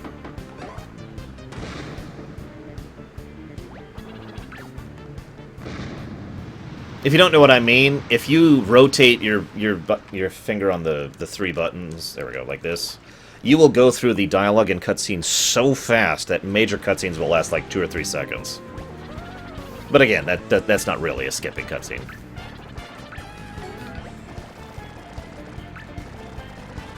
Yes, see, so then there's the additional dialogue, because they know this is the second time I've fought this guy.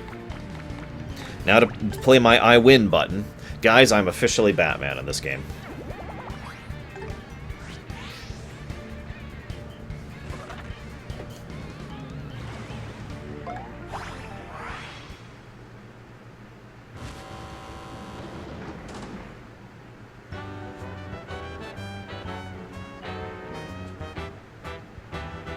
Hi, Birdo.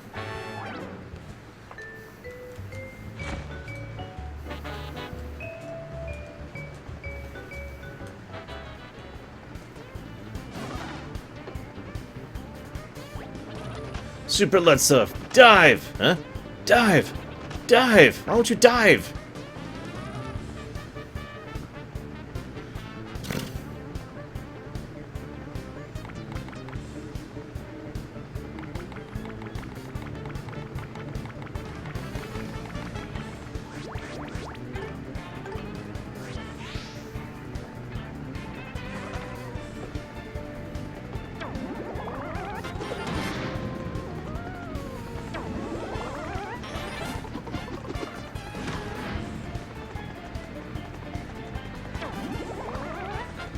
Notice he didn't even get a turn, by the way.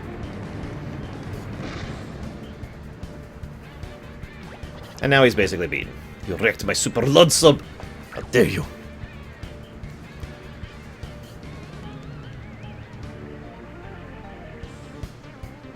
Like I said, I figured it was debatable, Lurker.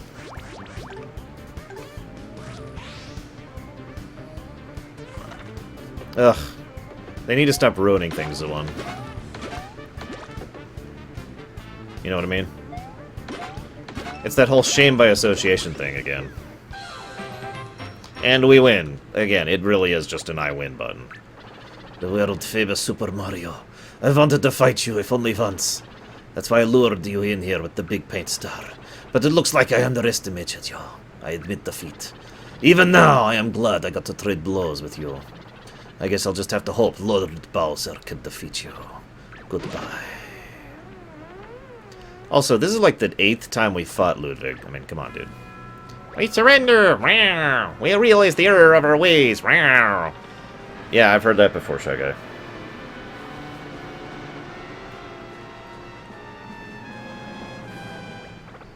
So sorry. Is that a Kleenex white flag?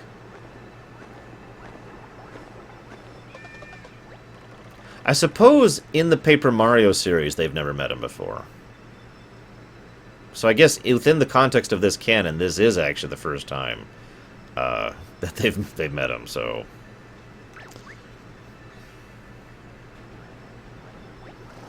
Mario, it's the third big paint star, old blue! Let's do it! But I'm still missing, like, 2% on this stage. Yeah, I'm literally missing 2%. I'm at 98. Is like something I missed here? Maybe. Oh, it's gonna bug me. I'm missing 2% on a stage. Ah, damn it.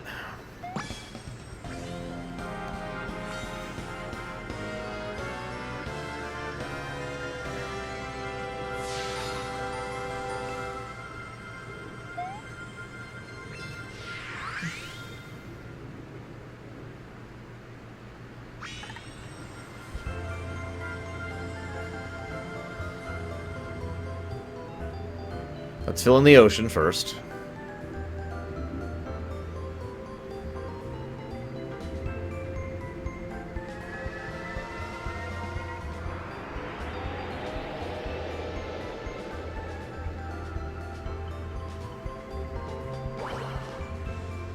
Yay!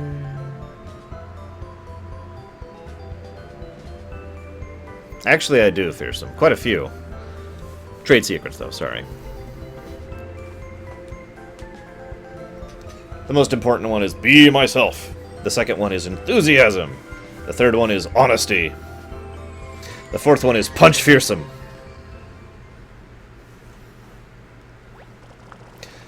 Ah, the big blue paint star has returned to Prisma Fountain. Thank you. I am the blue big paint star. Allow me to share my memories with you.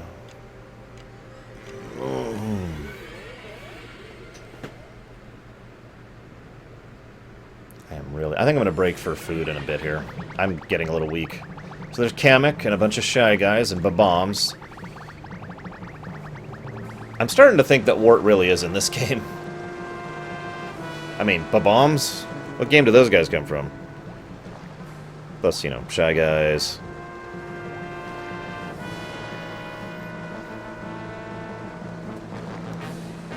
Actually, I can't drink juice because of my throat.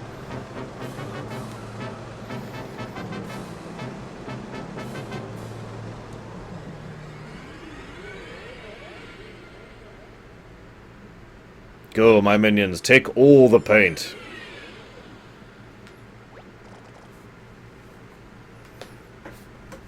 Well, yeah, that is what I meant, Lurker. This is... we have already had lots of experience in game design. There's no excuse at this point to revert in game design like 20 years. That's what I was actually saying when I say it's 2016. In other words, there's no excuse at this point.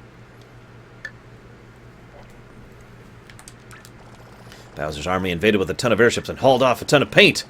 The one we destroyed at Crimson Tower was just one of them. But what are they doing with all that paint? Oh, well. I know we're all tired from that last celebration, but we have to show the blue paint star how much we care. Color Waltz.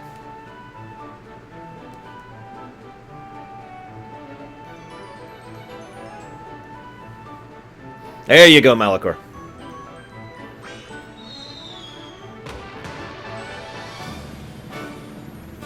Aww. Did you see the T-Toads?